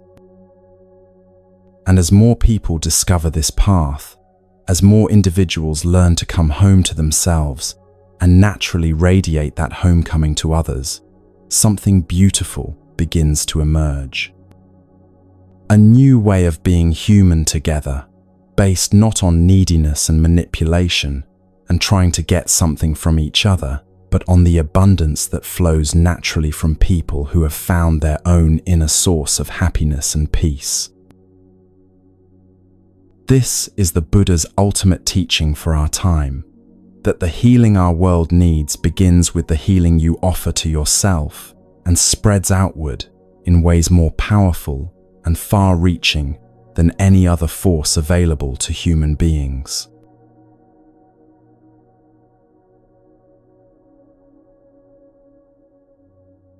Here's something that might completely transform how you see your loneliness. What if that ache you've been trying to escape, that emptiness you've been trying to fill, that restless seeking that has driven you from one connection to another, what if it has actually been your wisest teacher all along? What if your loneliness isn't a problem to be solved, but a compass pointing you toward the most important journey of your life, the journey home to yourself? This radical reframe changes everything.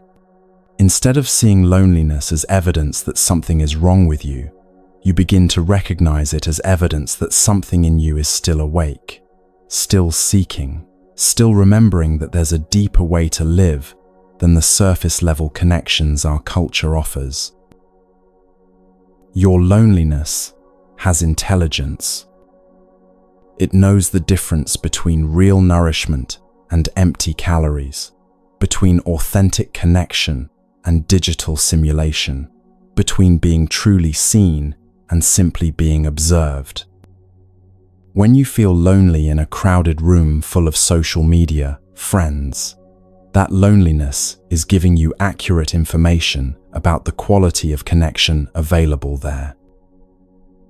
When you scroll through your phone for hours and feel emptier afterward, your loneliness is teaching you something important about what actually feeds your spirit and what merely distracts you from your hunger.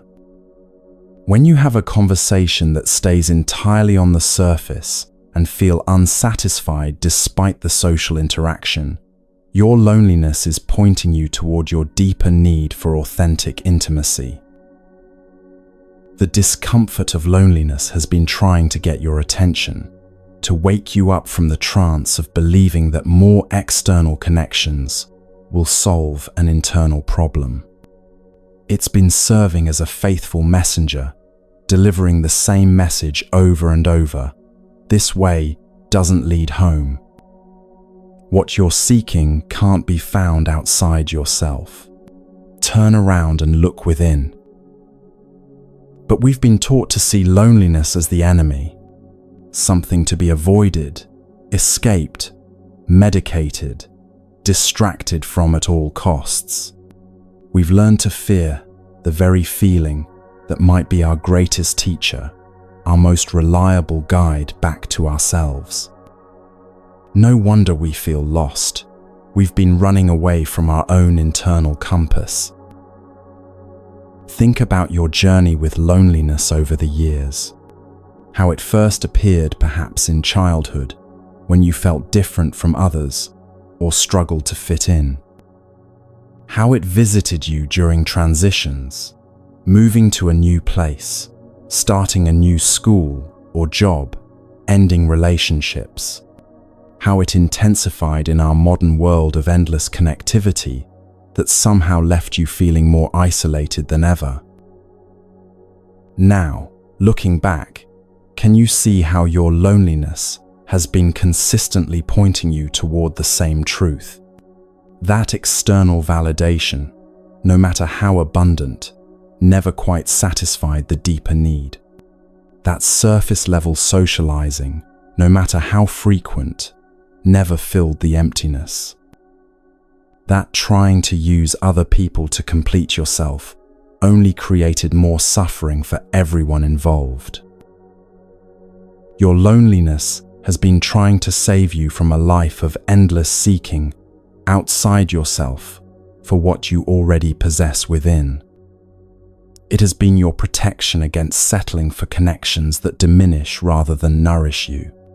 It has been the voice of your deepest wisdom, refusing to let you forget that you are worthy of real love, real intimacy, real peace, starting with the love, intimacy, and peace you can offer to yourself. There's profound intelligence in emotional discomfort. Just as physical pain alerts you when something in your body needs attention, emotional pain alerts you when something in your life is out of alignment with your deeper truth. Your loneliness has been a sophisticated guidance system, helping you navigate toward authentic connection and away from empty substitutes. When you stop seeing loneliness as your enemy and begin recognizing it as your teacher, everything shifts. Instead of running from the feeling, you can turn toward it with curiosity. Instead of judging yourself for experiencing it, you can appreciate the intelligence it represents. Instead of desperately trying to escape it through external connections, you can listen to what it's trying to tell you about your deepest needs. My dear loneliness, you might say, I've been fighting you for so long, but now I see that you've been trying to help me. You've been pointing me home. Thank you for not giving up on me, even when I was running in the wrong direction. This gratitude isn't just spiritual bypassing or positive thinking. It's recognizing the actual function that loneliness has served in your life. Without it, you might have settled for a lifetime of superficial connections that never challenged you to grow deeper. Without it, you might have continued seeking outside yourself indefinitely, never discovering the treasure that was always within you. Your loneliness has been preparing you for this moment, the moment when you finally stop running and turn toward home. All those nights of scrolling through your phone feeling empty, all those gatherings where you felt invisible in a crowd, all those relationships that left you feeling more alone than when you were actually alone, they were all part of your education in what real connection is and isn't. You can be grateful for this journey, even the painful parts, because it has led you here, to this understanding that home was never a place you needed to find, or a person you needed to meet, or an achievement you needed to unlock. Home was always here, waiting patiently for your return, breathing quietly in your chest, available with your very next conscious breath. Christmas and the holiday seasons offer particularly powerful opportunities to practice this homecoming. These are times when loneliness often intensifies, when the gap between how we think we should feel and how we actually feel becomes most apparent. Family gatherings can trigger old patterns of seeking approval and acceptance from others. Social expectations can amplify the feeling that everyone else has something you're missing. But Christmas, as Thich Nhat Hanh teaches, is a time when you have to practice going home. Not home to your childhood house or home to the family that may or may not understand you, but home to yourself. Home to the peace that doesn't depend on whether others appreciate you. Home to the love that doesn't require external validation. home to the sanctuary that exists within you regardless of the chaos or joy or complicated dynamics around you. During the holidays, you can practice being present with your family members without needing them to be different than they are. You can offer genuine love without expecting it to be returned in the exact form you prefer. You can participate in traditions and celebrations while remaining grounded in your own inner peace, rather than dependent on the event going perfectly. The gift you become when you stop running from yourself extends far beyond any present you could buy or wrap. When you've learned to be truly at home with yourself, you become someone who can be present with others' loneliness without trying to fix it or take it on as your own. You become someone who can sit with difficulty without making it worse through anxiety or false cheerfulness. Your own journey through loneliness and back to yourself makes you a sanctuary for others who are still wandering. Not because you have answers or advice to give, but because your presence demonstrates that it's possible to find peace within yourself. You become living proof that human beings can learn to be comfortable in their own company, content with their own existence. This is perhaps the greatest gift you can offer during holiday gatherings or any other time, the gift of someone who doesn't need anything from others in order to be okay.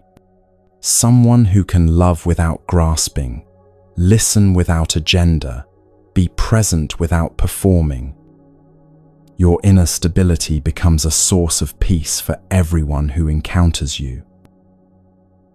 Children especially feel this quality in adults who have found their way home to themselves.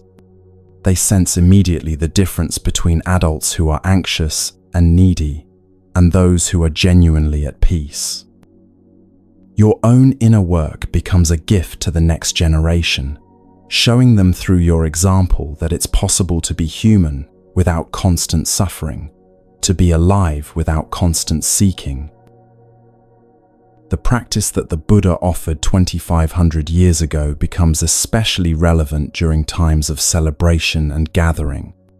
Every breath, every step, every moment of sitting, every act, like drinking tea with family, preparing food together, even washing dishes after a holiday meal, when done in mindfulness, helps you to go home and to enjoy the wonders of life around you and within you. Your body is a wonder, and so are the bodies of your loved ones gathered around you. The food you share, the laughter that arises naturally, the simple miracle of human beings choosing to spend time together, these are all wonders worthy of your full attention and appreciation. But you can only truly receive these gifts when you're present, when you've come home to yourself enough to be available for genuine connection with others. The hills, the clear streams of water, the winter sky, the lights that people string up to brighten the darkest time of year, these all have the power to heal when you're present enough to receive them. But that presence has to begin with presence to yourself, with the willingness to be here, in your own life, in your own body, in your own experience exactly as it is. This is why your loneliness has been such a perfect teacher. It refused to let you settle for less than authentic presence. It kept pointing you toward the real thing, even when you were convinced the real thing didn't exist. It maintained its signal even when you were doing everything possible to tune it out. Now that you understand its message, you can receive loneliness differently when it arises. Instead of emergency or crisis, it becomes invitation.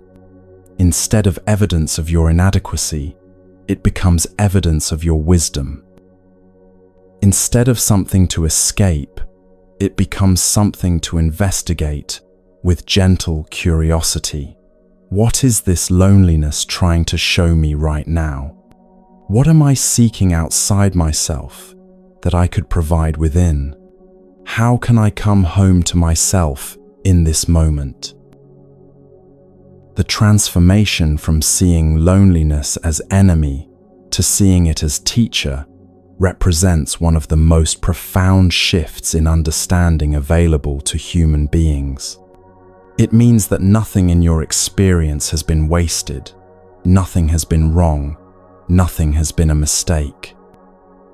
Even your suffering has been intelligent, has been serving your ultimate awakening to your own inherent wholeness. You can trust your loneliness now because you understand what it's really pointing toward. Not toward neediness or desperation or proof that you're fundamentally lacking something, but toward the magnificent possibility of becoming someone who is truly at home in their own existence, who can love without attachment, who can be alone without loneliness, because they've discovered the difference between solitude and isolation. The Buddha understood this when he offered his beautiful teaching about being a lamp unto yourself. He wasn't encouraging isolation or self-reliance in the modern sense. He was pointing toward the same truth your loneliness has been pointing toward, that the light you seek in others already exists within you, that the home you seek in relationships already exists in your own being. Be a lamp unto yourself, he said.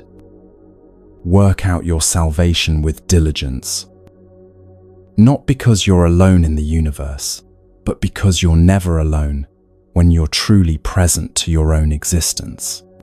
Not because others don't matter, but because you matter enough to offer yourself the same loving attention you've been seeking from everyone else.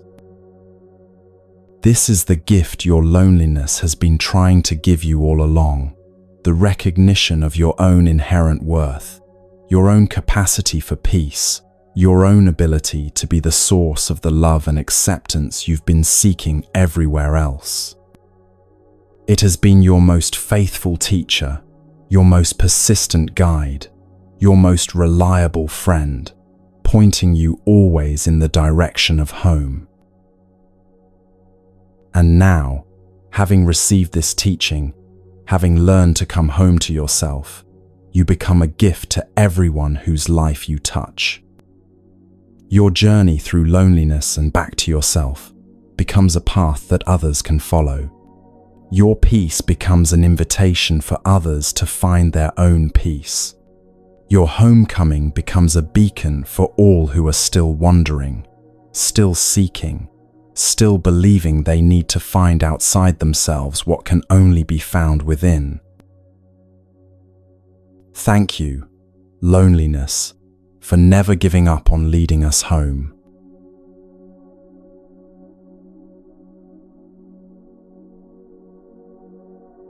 Here we are, at the end of our time together, though really, this is just the beginning.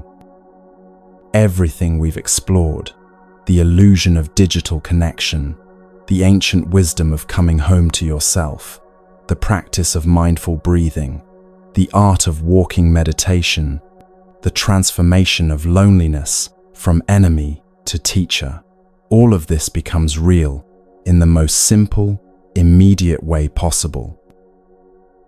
With your next breath.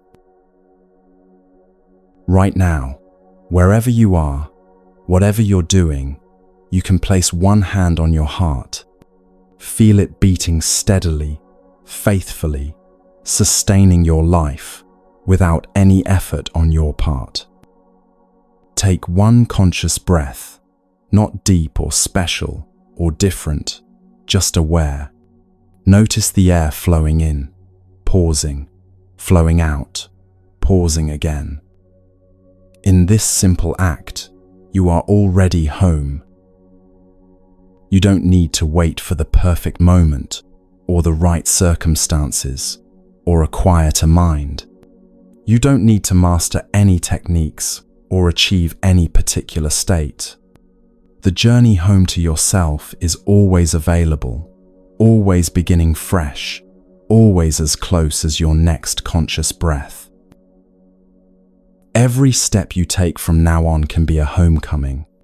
Every moment you choose presence over distraction, every time you offer yourself the same kindness you would give to a dear friend, every breath you take with awareness, these become your practice, your path, your gentle revolution against a world that profits from your disconnection.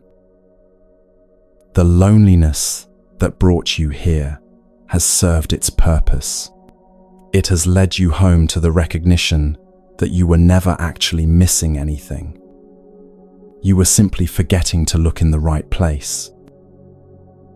If this journey has touched your heart, if something in these words has reminded you of a truth you already knew but had forgotten, then perhaps you'll share this gift with someone else who might be wandering, still seeking outside themselves for what can only be found within. Not because they need fixing or saving, but because your homecoming can serve as a gentle reminder of their own capacity for peace.